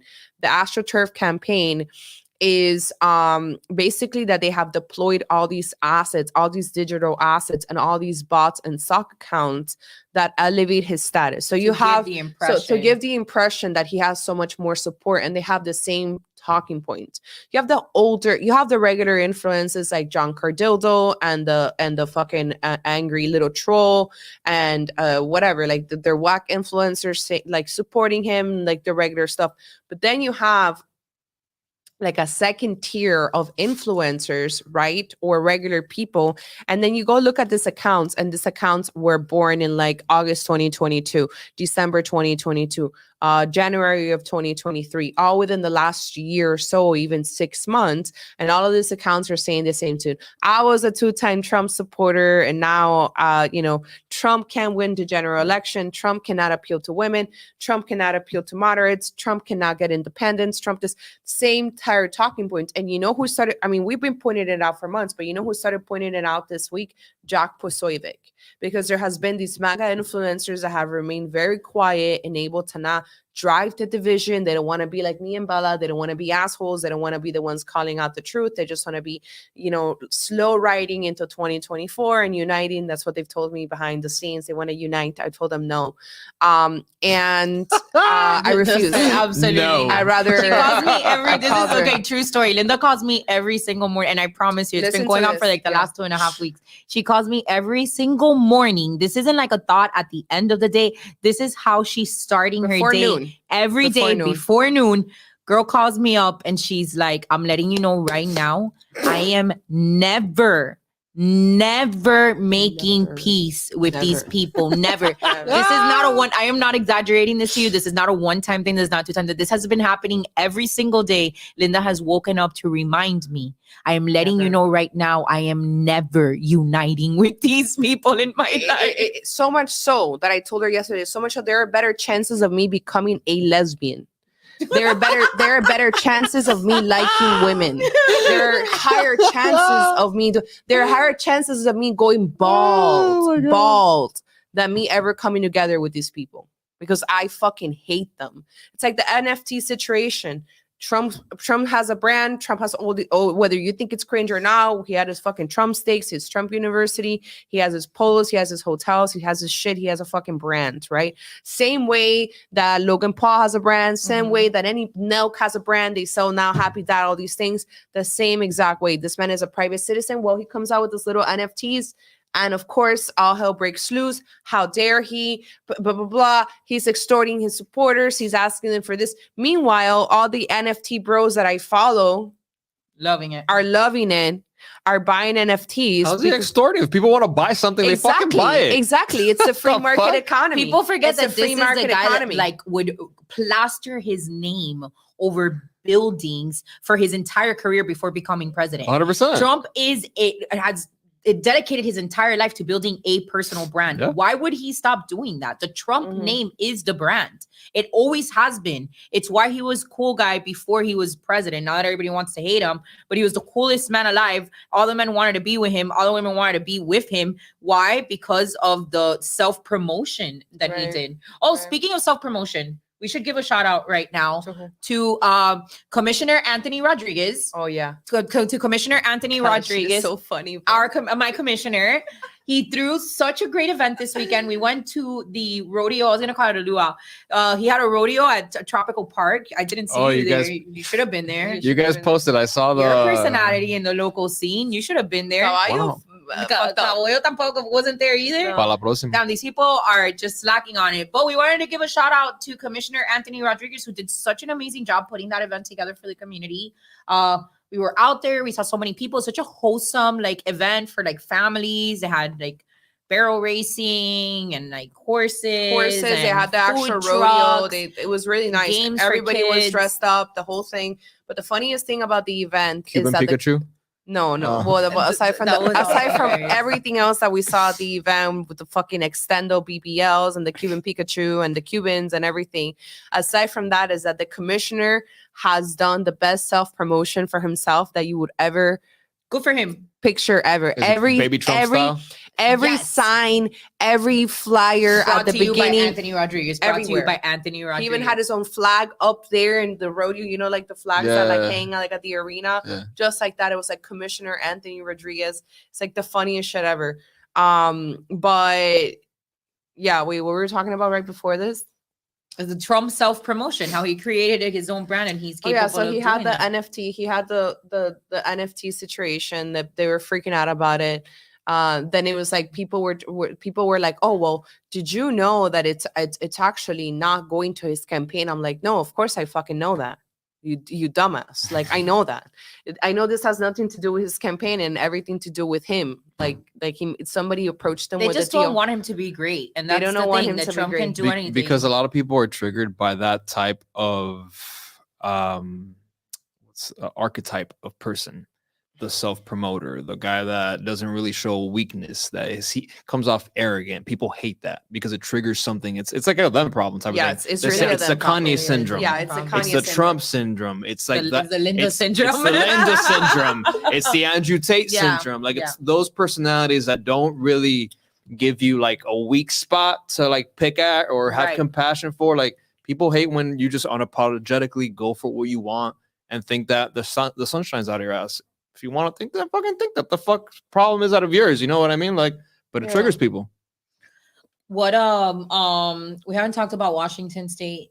They're basically gonna take your kids if you don't, and the same thing is gonna happen in California now. California doing the same thing. So Washington State just passed a bill that would allow the Department of Children and Families to take your child from you if you refuse to put them through gender affirming care. Bro, guns blazing. I just feel like we already lived in such a warped reality, like the fact that this even exists. And here's a theory. When stuff like this happens, like you've got these two extremes, right? You've got Florida banning abortions at 6 weeks and being, you know, the anti-gay state where gay organizations have to say, don't go there, you're not safe. And then you've got a state like Washington State that's straight telling parents, like, we're going to take your kids from you if you don't cut off their pecker. When I look at those two, two extremes of the situation that we're in, I become more convinced that the future of America is that there's going to be a split in the nation. There has to be. Some countries, some states are just going to secede. Some are going to stay together. I'm not quite sure where it is that split will take place, but it just feels like as time goes on, we become more and more disconnected as a republic and as a United States, right? I was talking to Ben the other day about this, and he was saying how the state of, I think it's Oregon or Washington State, there's like a good amount of Republicans that reside there, despite the state being blue or super left, and that I don't know if he said that they were working on it or something like that, but that they wanted eventually to make two states out of one, like Greater Washington and like South Washington or something like that. Yes, in Oregon. Oregon. That's probably Oregon. Okay, Oregon. That's probably Oregon. Which that is a likely scenario. I just see the possibility of that happening more and more as some states, I keep on saying countries, as some states are going to become more extreme in their liberalism, and then other states become more extreme in their conservatism, because it is fights of extreme would that be so bad? Everyone lives happier. Oh, I personally don't give a shit. Yeah, I don't. Everyone just lives in the society they want to live anymore. Like, I used to want to like the kumbaya of keeping our but if you states, can't, but, like, realistically, then what you strive for is peace. And if peace means dividing, then hey, everybody's fucking happy. I just think that with a very divided nation, I mean, I don't mind living in my own little like world with the people that I think like, right? Like I think most people want to live that way. That's why you have certain communities like Jewish community, the Indian community is like always sticking together. But I do think that a very divided country is dangerous and volatile, right? And we've seen it. I mean, like I believe like social media has in a way, especially Twitter with Antifa, like it has radicalized people. Yeah. It's the reason why you had Antifa like vandalizing pregnancy centers that do absolutely nothing but help people, help good like poor women, give them clothes and sonograms and whatever they need, you know, and then you're like, well, those are fake clinics, so I'm gonna have to go vandalize, and I'm gonna have to go intimidate these workers, and I'm gonna have to break their windows, and I'm gonna have to threaten them. And why is that happening? Because of the radicalization of the far left. The radicalization of the far right cannot take place on the internet because you're not allowed to exist. You're not allowed to be a racist. You're not allowed to be an anti-Semite, right? You're not allowed to be an anti-gay, what they call all these things. You're not allowed. So none of that is allowed. Well, so it exists under mainstream media headlines. You see what I'm saying? Well, that's what because it's cause and effect, right? The cause is the liberal media, which we already know in the cases where they're not Antifa themselves, are the ones radicalizing Antifa, right? The far right is a response, again, cause and effect, to that radicalization of the left. Like we've talked about it so many different times. The pendulum has to swing. Like how far do you think you can push someone? I mean, what we've seen happen in particular with parents' rights being taken from them, with this gender confusion, the way that we've seen this escalate over the last 2 years was clearly going to lead to some form of like extremism, where you're going to have states that are like parents don't get a say at all, and then other states that are like, we're going to ban this all together and kids are just not going to be able to go through this treatment. We knew that was going to happen, but we can't ignore the fact that all of this is being led by the puppet masters. Who are the puppet masters? The media companies, the media companies that work for the oligarchy, the lizard people, whatever the hell it is that you want to call them, that are going to push those narratives that either keep us divided or keep us brain warped, whatever it is. But that leftist kind of like zombie mentality, you know, I wonder how many of those 60 women that unfollowed you actually care that much about abortions. I wonder how many of them have actually been in that situation before or actually care, and how many of them are actually just that emotionally vested in it because the media has told them to be emotionally vested in it. Yeah. The same thing with the BLM riots. Absolutely. This is the same thing that we saw happen in 2020. The same thing with the hate for Donald Trump. How much of it is the media? And we haven't just seen this at a national scale. We've seen this. You've experienced it. You've seen what we've gone through down here in South Florida, where when we say we're getting attacked by Antifa, we don't mean Antifa. It's not Antifa. It's Antifa publications, PR companies, journalists, reporters. Yeah. There are these people hiding behind anonymous accounts that are then radicalizing these Antifa figures, which we have maybe 4 or 5 of them in the entire community, but radicalizing those people to the point where now we have the first FACE Act arrest coming out in as far as pro-life goes, coming out of South Florida from an Antifa member. The 39 Antifa member is just some nerd that used to write to the Antifa page, and the Antifa page gave them orders, and now they're all caught up together. The Freestone dude? Yeah, that's Freestone. Yeah. That's the situation with Freestone, you know? And it's with us watching it down here. You know, I remember 2020, there's a famous clip of the crowds of Antifa. And I'm not even sure where they're at, but they're screaming, George Soros, where's our money, George? And they're like chanting, asking George Soros for the money. Oh, yeah. And everybody's like, oh, George Soros funds Antifa. All right. I remember that video happening. But you never really understand the logistics of that, right? Like, is George Soros writing a check? Is the corporation? Is there like a head of Antifa? Antifa's not really like an established organization. Yep. So like, who's the representative? Who's getting the check? Who's getting the money? You don't really understand how that dynamic works until we've experienced what it is that we've experienced over the last couple of years. And now you get it. You're like, wait a minute. It's not George Soros. It's It's the media companies, Mhm. it's the PR firms, it's how easily it is to control the narrative and radicalize regular ass people with just putting money into PR and having the magazines, the newspapers, the websites, the influencers all push this same kind of narrative that you need in order to radicalize one group of people.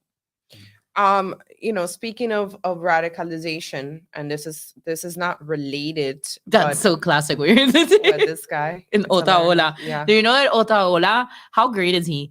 That was a great episode. So I don't know if you saw These two got pretty fucking spicy. So Yeah? if you guys got You know. spicy, you guys got Did spicy. you see how after he has the guest on, then they teach people English like for their citizenship? Like they're teaching them. That's fucking awesome. I dude. thought that was awesome too. So there's the dude, and he's like pointing people, and he's teaching them like, oh, here's the Constitution of America. Here are like the founding fathers. It was awesome. One thing that I think it's not gonna be good for Otaola is that he speaks no English. He's got us. No, I know, but I just don't think that that's gonna fly. I don't think Yeah. that's. A I don't lot think of that's people gonna won't fly vote at for him all. because We're gonna I mean, a lot of people won't vote, and then how is he gonna But communicate? can he prep himself like- from now to then? Like, come on. How is he gonna communicate with? I think he speaks some English. It's just not very good looking, but that's okay. Let's see. Let's see. We had. You guys remember when we had Sterling Cooper here, the ex-porn star, and we've talked a little bit about like the Manosphere and these people, and obviously you guys did not have like a lot of the things that our guest was saying was a little bit controversial, especially for like the more conservative Christians when it comes to like having multiple partners and living in one house together and all these things and whatnot. So Josue and I share some similar views. Actually, we all share some similar views on the Manosphere, which I believe the Manosphere is actually a very toxic space for both men and women. I think that generally speaking, our culture has been eroded by both genders through propaganda, through everything that we know has messed up our human experience. But I also think that pointing fingers at, well, it's the women's fault or it's the men's fault and this and that takes away from the opportunity to grow and really actually point out who was or what was the problem, right? And with the Manosphere, you have a lot of these men, especially with Andrew Tate, which we like, it's not a problem. But you do have certain expectations or certain narratives based on statistics and that are just not realistic, even if it's a statistic. So there's this big account, you follow him, AJ Cortez, right? Yeah. I follow him too. And I'm not too crazy about him, but I'm not too crazy about him. I'm not very fond of him either. But when it comes to the Manosphere, he did have some good points. And some of the points that he was bringing up was that a lot of these men who don't want to get married and all this stuff, like a lot of them say like, well, I'm a conservative, but also at the same time, like you should be fucking 10 bitches, like this is like I'm a traditional man. pill. I want a traditional girl. I want the virgin. I want the 18-year-old virgin, fresh girl. No guy has ever had her, blah, blah, blah. But me, see, I'm going to fuck, 1,000 bitches and I'm going to have like all these partners and I'm going to have kids with like 17 of them. And, like I wanted to get that perspective for our followers because they've gotten a little bit of that content. And some of it has been from us. Some of us, it came from Sterling, which was more about like porn based. But it hasn't really been from like a man. Like a regular like dude. Not average and like basic. Not average and basic. No, like, but like look, regular to people. segue that, I always when I hear like the Fresh and Fit podcast or whatever, and I hear them talk about high value men, what I tell Linda constantly is I don't think about myself. I think about me having a daughter. And I think about the man that I would want my daughter to be married to. And then there's somebody like an Andrew Tate who's multi-billionaires in the Bugattis and the Lamborghinis, and he's gonna have 8 wives, and he's gonna put. And then I look at somebody like my husband, who's a good, hard working man. If something breaks in my house, my husband can fix it. If there was a matter of survival, my husband can do it. If it takes to protecting our family, my husband can do those things. And if I had to choose for my daughter what is considered a high value man by true life standards, a standard man, and not the 1%, Andrew Tates of the world, I would absolutely want my daughter to have a wholesome, loving relationship with somebody like my husband than a character or personality like Andrew. First, said. give us your perspective Absolutely. on the whole manosphere, which is mostly taking place on Twitter, which is the most toxic place in the fucking world. It mostly, yeah, Twitter's a fucking dumpster fire, but it mostly takes place in Twitter, and it's Twitter that has given me the perspective that I have now, because it also exists on Instagram and TikTok and all this other shit. Not as much though. Right. Not as much, but it's Twitter. Twitter's the big one. I think with the Manosphere thing, let me start off saying I am a fan of the Manosphere to an extent. I think it's bringing a lot of good. I think it's empowering men where they've been recently disempowered because of the culture and because of all this shit going on. So but everything has two sides. There's a light side to a movement, and there's a shadow side to the movement. Everything just has those things. And what I've been noticing with the Manosphere is that it has bred a lot of men that are already damaged men, and they're using the Manosphere as kind of like a band-aid to move forward. That's what I was trying to say. It's today. true, and I don't want to like shit true. on men or anything like Yeah. yo, like I don't want, you get what I'm saying, like but the truth You're is the kind of truth. like a male empowerment page to some degree. Yeah, I am. He But, tuns his balls. but part of I sun my balls. But part of empowering yourself and moving forward is seeing where you lack and kind of fixing that to move forward the right way, not slapping paint on mold and thinking that it's fixed. And the Manosphere, that's what it has done to a lot of guys that have mommy issues, guys that have daddy issues, guys that just hate women. A lot of these guys I've noticed are like former incels.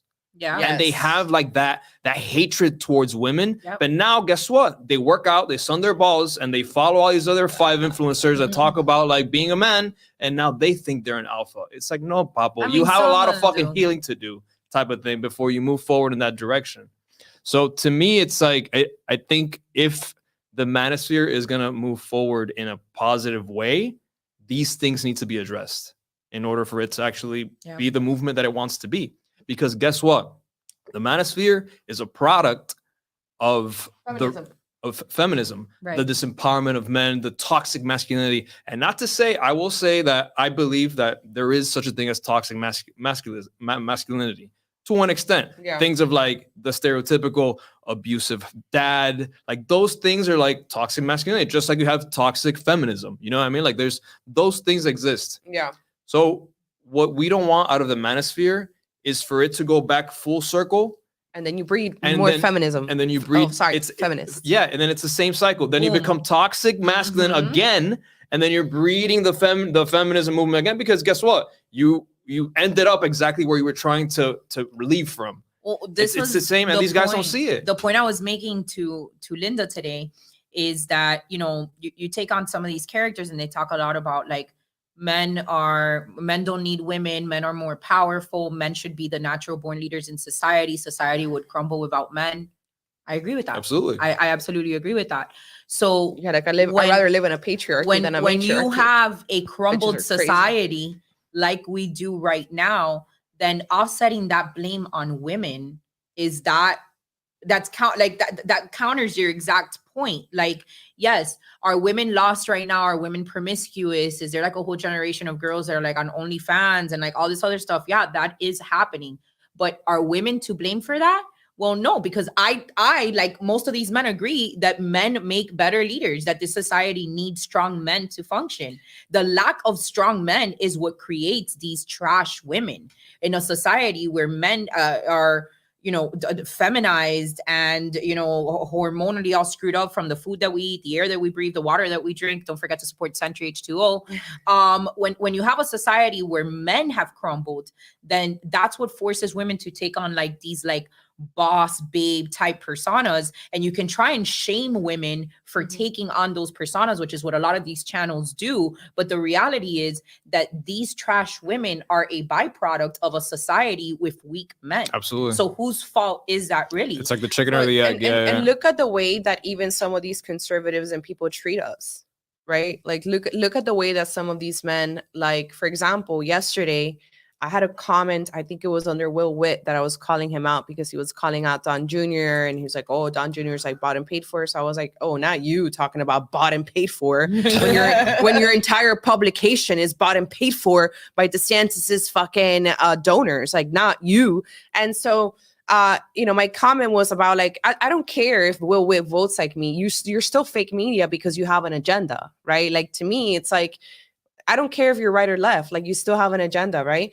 And somebody came and said like, oh, Jezebel says what? Because since I've been on the internet, Christians, that's what they call someone like me. If I don't dress a Jezebel, if I don't dress how you want me to dress, I have had so many nasty comments from men on Twitter. Oh, of course. And even women like, oh, of course you have 45,000 followers on Instagram because I'm sure that you're just a whore. Like, I'm sure that you're just dressing provocative. Like your grift is just to show your tits. Like, look at the way they treat some of us because maybe we're more attractive, because maybe we dress more sexy, because maybe we look a little bit different, maybe right? we're just Latinas. Maybe we're just Latinas. Like, of our culture. Like even the way that they were saying that we're dollar store Kardashians and stuff, it's like such an uncultured thing to say, because if you come to Miami, walk around Dolphin Mall, walk around anywhere, go to fucking Coral Gables, you're going to see 100 of us with long, dark hair. And it has nothing to do with like, but for some reason, the Kardashians became like the beauty symbol, I guess, of our like time.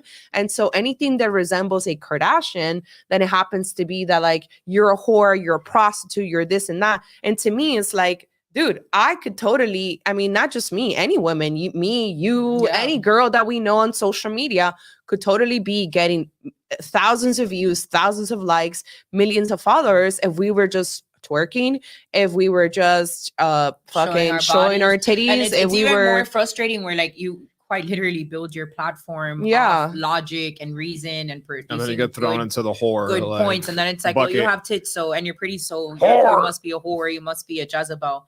Feel like it's like consistently what it is that we come across. And here's the other point.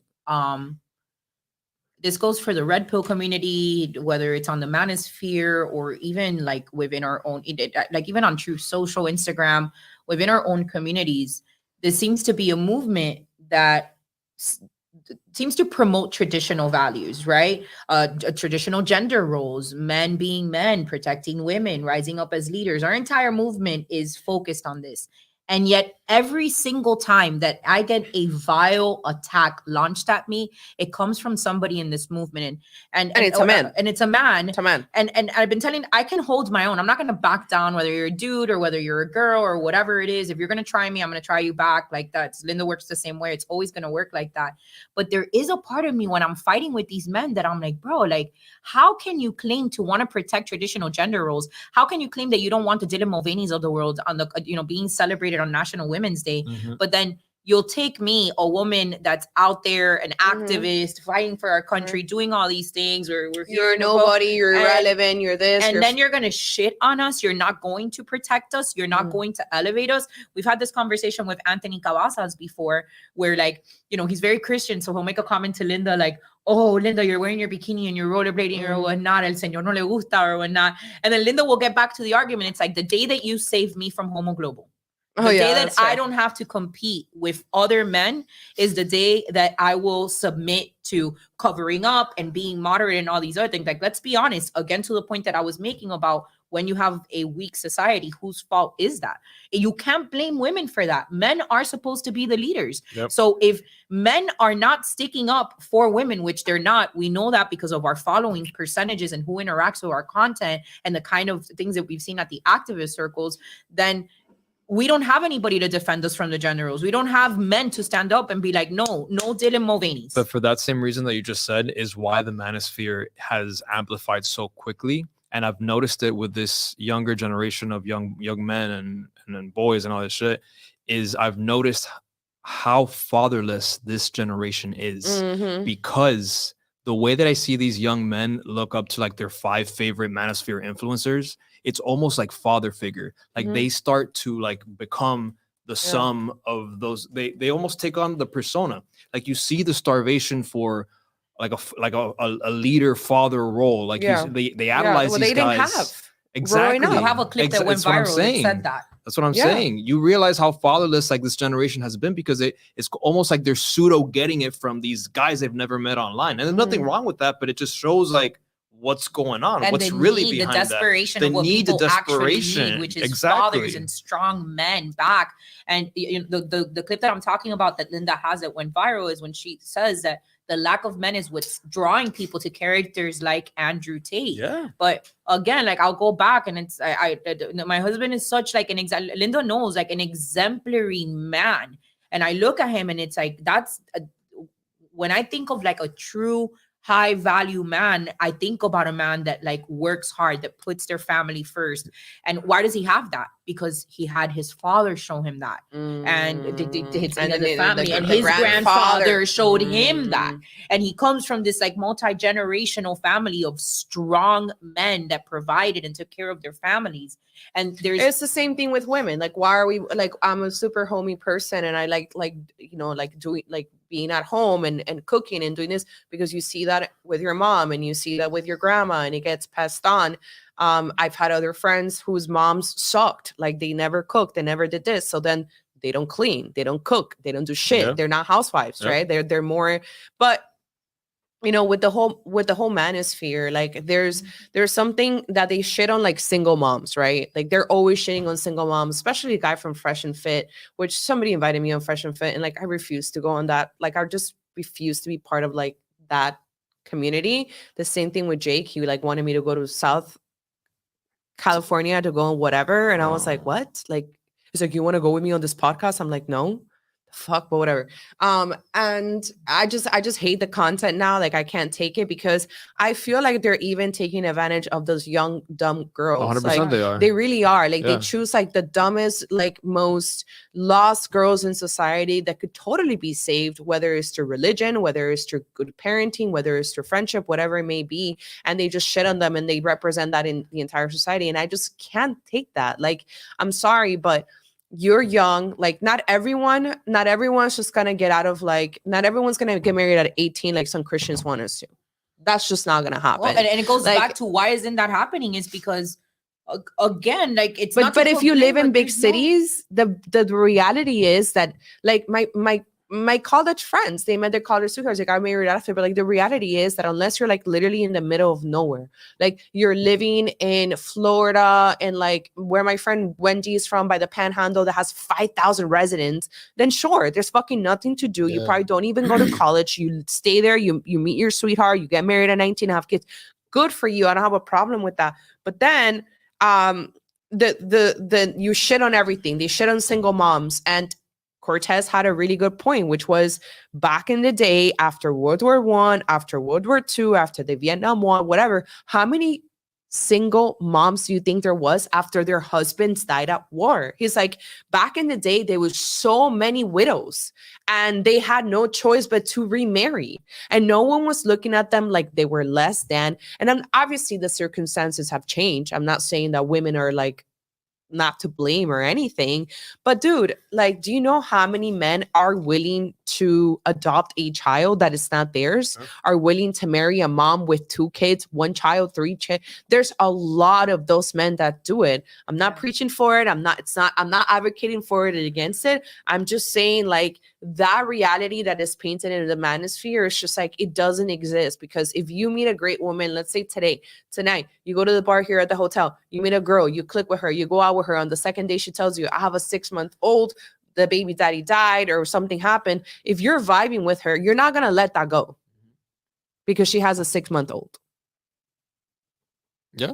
Right? True. Yeah.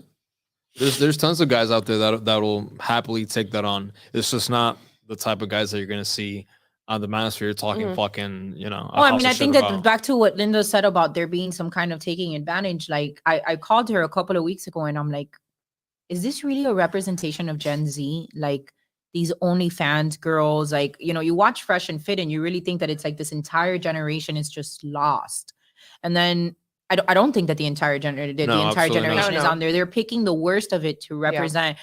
I saw a really cool movie last night. And by the way, I'm so sorry. The system is rigged against dudes. We've talked about it here. Several times. When it comes to the court system, the child support, everything is rigged against dudes. Absolutely. I completely agree, 100%. But what it is that you cannot live in fear, right? You can't live in fear that if you marry this girl, then she's gonna take your money. Like you can totally be prepared. Look at what the Moroccan player just did. The soccer player that was hilarious. He had his entire fortune under his mother. And I remember watching the World Cup, and Hakimi, I think that's his name, he was obsessed with this mom, and every time he scored he would like run to the benches and like celebrate with his mom, and like it was like the most beautiful viral videos on TikTok. Well, now his girl, his ex-wife, or the whatever wife that he's divorcing, when she was gonna, like, I guess ask for half of his fortune, she comes to find out that 80% of his fortune is actually in his mom's name. And that this entire time, every single paycheck that goes, I think he's part of the Real, I forgot the team that he plays in Europe, don't kill me if you're a soccer fan.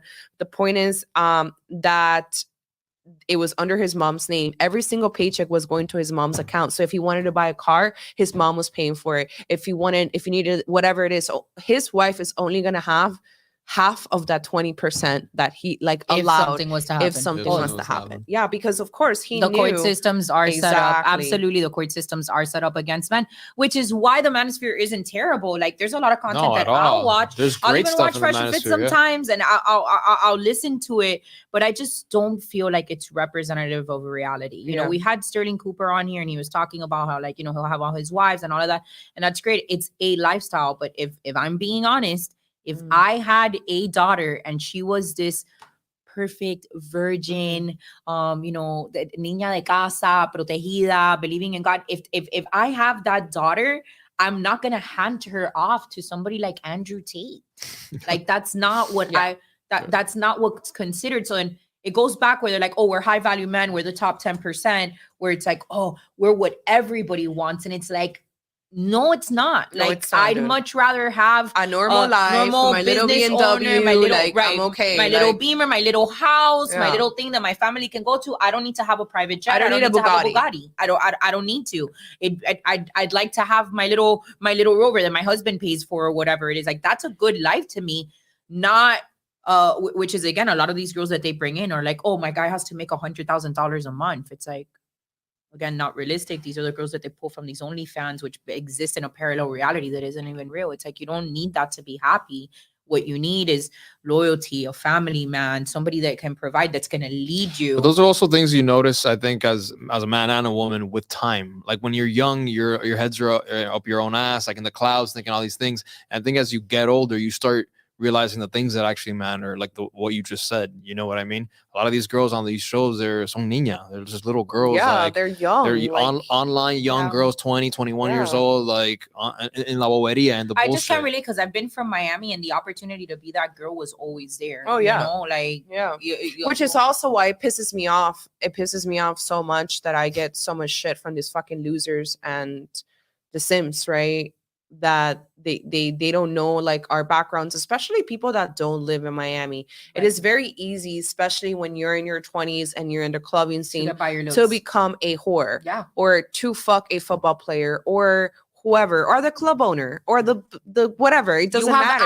You have access to high value men, and you know, people don't realize that staying away from that matrix as a woman itself, it's winning. It's already like, wow, it's already an accomplishment that you don't fall into the trap of just sleeping around. I mean, I know so many girls back in the day of the scene, I won't name anybody, but like, I know girls that were sleeping with Lil Wayne.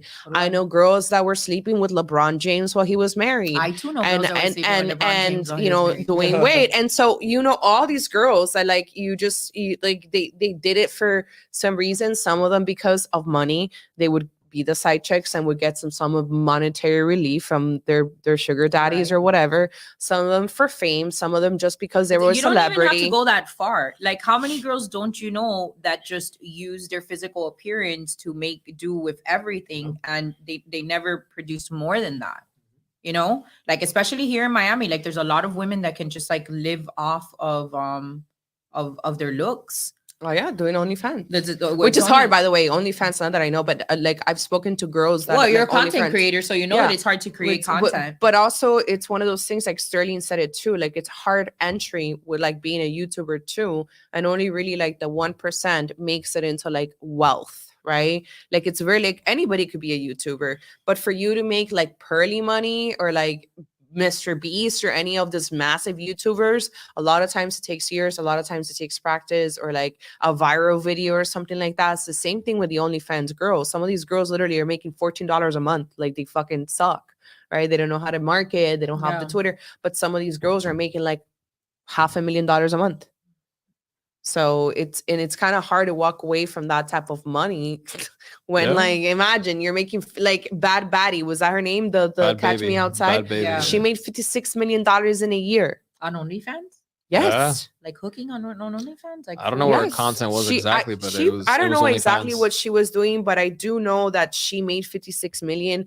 The mansion that she got over in Davie, in the ranches in Davie, she got a mansion out there. It was like 12 million that she paid in cash. It's, How and about you know that? what's I mean, you know what's crazy?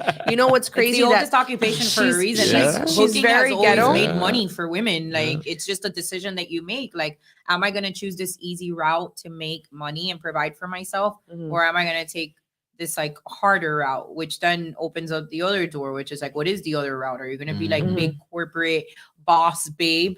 Then does that take away opportunities from you too when it comes to men? Again, like I'm not gonna put it on men, but I am gonna put it on men because I am not a feminist. I believe that men should lead society. I believe that women should have a submissive role in society, but it is impossible for women to deprogram themselves and go into this submissive role when they have to exist in survival because there are no men to protect them and take care of them. Right. So to some degree, like I know that some people are like, well, I don't blame either side. Society is just lost. No, I do blame men because the ones that are supposed to be leaders and are supposed to be course correcting society are men. And when you have voices like Andrew Tate or the Fresh and Fit guys or whatnot, yes, their message to some degree is I can see how it's empowering some men, but at what cost? The cost of degrading women. And you can't, as much as they're like, men don't need women to survive. Okay, that may be true, but you don't want to exist without women because you're not gay. You're straight men that want women in this world. So the degrading aspect of women is what I don't. But you know, there's a video I saw, and this guy said it beautifully. Let me see if I don't butcher it. There's men that don't like females, and it's a lot of them. And I don't mean that in a homosexual way. They just don't connect with females.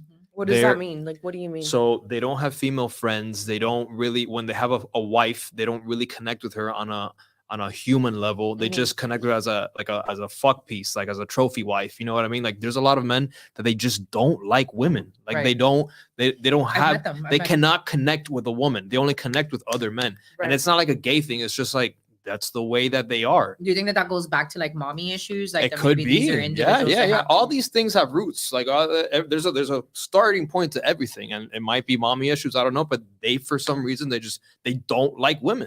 But You know that's what I mean? that could be, that's a cultural programming, and that's part of the problem because I think that a strong men in society being leaders, part of what you're called to do is to protect the female absolutely. species. Yeah. Just a quick shout out to Oscar Almonte. Thank you, Oscar, so much for your contribution. He says, true love doesn't exist today, and it definitely isn't like 30, 40 years ago, like old school days. Blame the system, starting with Lyndon Baines Johnson, Great Society Policy.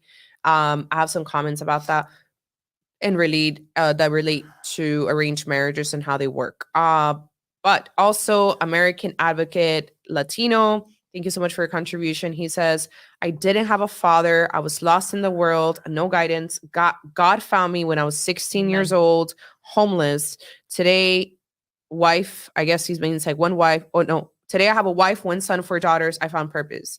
Amazing. Amen. I mean, congratulations with that. But I do want to say that, like, when it comes to like, oh, there's no real love today, like a lot of marriages back in the day were just arranged marriages. Like there was actually no love. Most of the times, no attraction. It was just based on pure convenience of your parents arranging a marriage with like the best suitor, right? Is that what you call it? The best suitor that they could find. And that's still practiced in many religions, including the Orthodox Jewish religions. You have some Orthodox Christian religions doing it as well. And of course, you have the Muslims, Hindus as well. My friend, my Hindu friends now, my best friend's sister was an arranged marriage that her husband came over from India. I think they met only 2 times before they got married. I went to the wedding in Jersey. They had absolutely no love whatsoever. It was pure marriage convenience between two Indian families. That was it.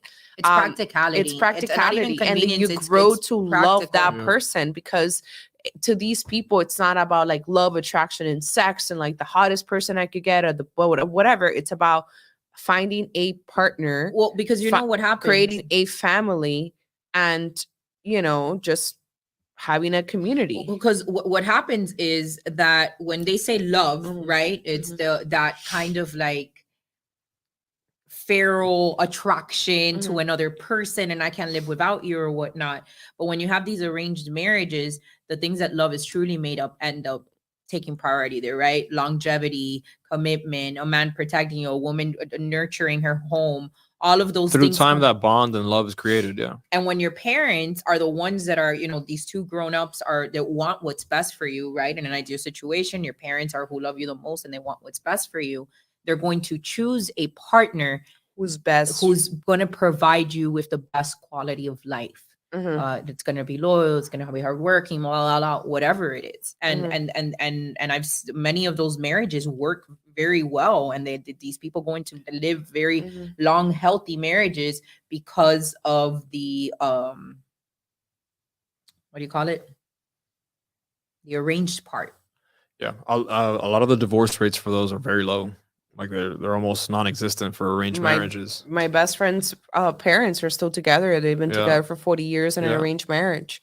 Guys, we're coming to the end of our show. We've been going for 114 minutes, almost 2 hours.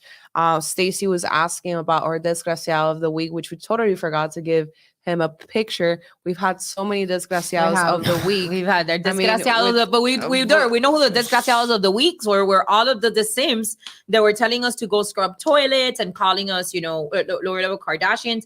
And you know what? Let's make a comment about one person in particular. I know we're getting to an end, but it's worth talking about. This all started because you made a comment to which I was Mike joking, Caputo. obviously. You were joking, clearly. Yeah. Mike Caputo was pissed off that Alex Bershowitz had made a mean meme about Jenna Ellis. And he said, you make those mean memes and I'm going to make sure that you get banned from Mar-a-Lago. And then Linda playing around writes back, you should be banned from Mar-a-Lago. From Mar-a-Lago. I was obviously being sarcastic, and but then I was being a troll. The attack started. But here's why that interaction is worth noting. Mike Caputo is a Caucasian white man who is the CCO of a Hispanic media company. There's a reason why Linda and I have a space. We know that there's not a lot of people that do what we do. We are some of the few Latina influencers in that content creators in that conservative space.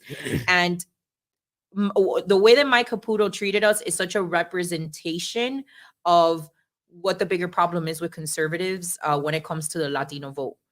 You're never going to this level of like superiority where you're above people because our followings are small on Twitter. Well, first of all, they're not small in general, but let's say for a second the following is small. So funny. We're Trump loyalists. We put out good content. Yeah. The number of our following is going to be relevant to the number of people that also help us. So maybe instead of retweeting us to drag us as Kardashian lookalikes, how about a retweet on the last 6 years worth of content when we've been exposing things within our own community, when we've been involved in school board efforts. I think that, this is where I think like Democrats aren't necessarily wrong with some things. When you have a character like Mike Caputo go out and attack the two Latinas that are very much relaying the message that he wants to attract people to. Yeah. And it's funny seeing them dunk on our following on Twitter. Like, you guys are nobodies, you're nothing, you're this, you're that. I'm like, bro, you're not even Latino to be like the communications director or whatever you are for Americana media. First of all. Second of all, you don't know who we are. Like, since when? I don't know. It was just like the whole entire thing was like fucking weird. Like you're just like dunking on people. And then I'm like, he's like, oh, you don't have a following. So then I show him my following on like social media. He's like, well, you don't have the radio following. I'm like, bro, you're like 100 years old, like fighting with me over like radio. He's like, oh, what is meme culture? I'm like, I could literally meme you into oblivion right now. Like, I'll show you what meme warfare is, and you'll be fucking crying, you boomer. But it's just like, of course, of course, conservatives being conservatives, like a bunch of people came after me. Like Pedro Gonzalez was still like going at me today, call me a goon. I'm like, well, you're tweeting about me at 6:30 a.m. Like I'm the first fucking thought at like 6:30 a.m. Like you're fucking weirdo. First of all. But that was yeah, Stacey. To answer your question, we had several desgraciados of the week, but you're right. We need to bring our little video back. We will. We'll bring it back next week. Before we go, guys, don't forget to share this video, like, and subscribe. And also, if you are looking for a water filtration system, please visit sentryh2o.com and you can use our code MPL10 for 10% off. It's a 10-step under the water system. Trust me, you'll save a lot of money. Instead of just buying water bottles, you just buy one like this and fill it all the time. And aside from obviously getting rid of all of the toxins that are in the water, which are disgusting, you can see the water. I don't have the website, but you can actually see per county what your water has, and you'll be freaked out how gross it is. It will also remineralize your water with things like magnesium and calcium, which you need. So highly recommend Sentry H2O. And then where can we find you, Josue? Hey, again, thank you guys for having me on, first and foremost. And if you guys want to follow me, Instagram, Twitter, TikTok, YouTube, Spotify, Apple, the whole works, at What Josue Has to Say. Josue is Josue. Twitter is actually at What Josue Says because it didn't fit. It was too long. Oh, that's right. What Josue says? What Josue Says. He's funny. He's been kind of absent from Instagram. He's been taking a little break, bro. But the TikTok's hilarious. Thank you. Yeah, you do good jobs. You do good jobs, and he's out here in influencing the masses in Miami Dade and bringing in the liberals over to the center right. Center right. The liberals to the center right. Guys, thanks again for joining us. Thank we you guys. will see you next week. Bye, guys. Later.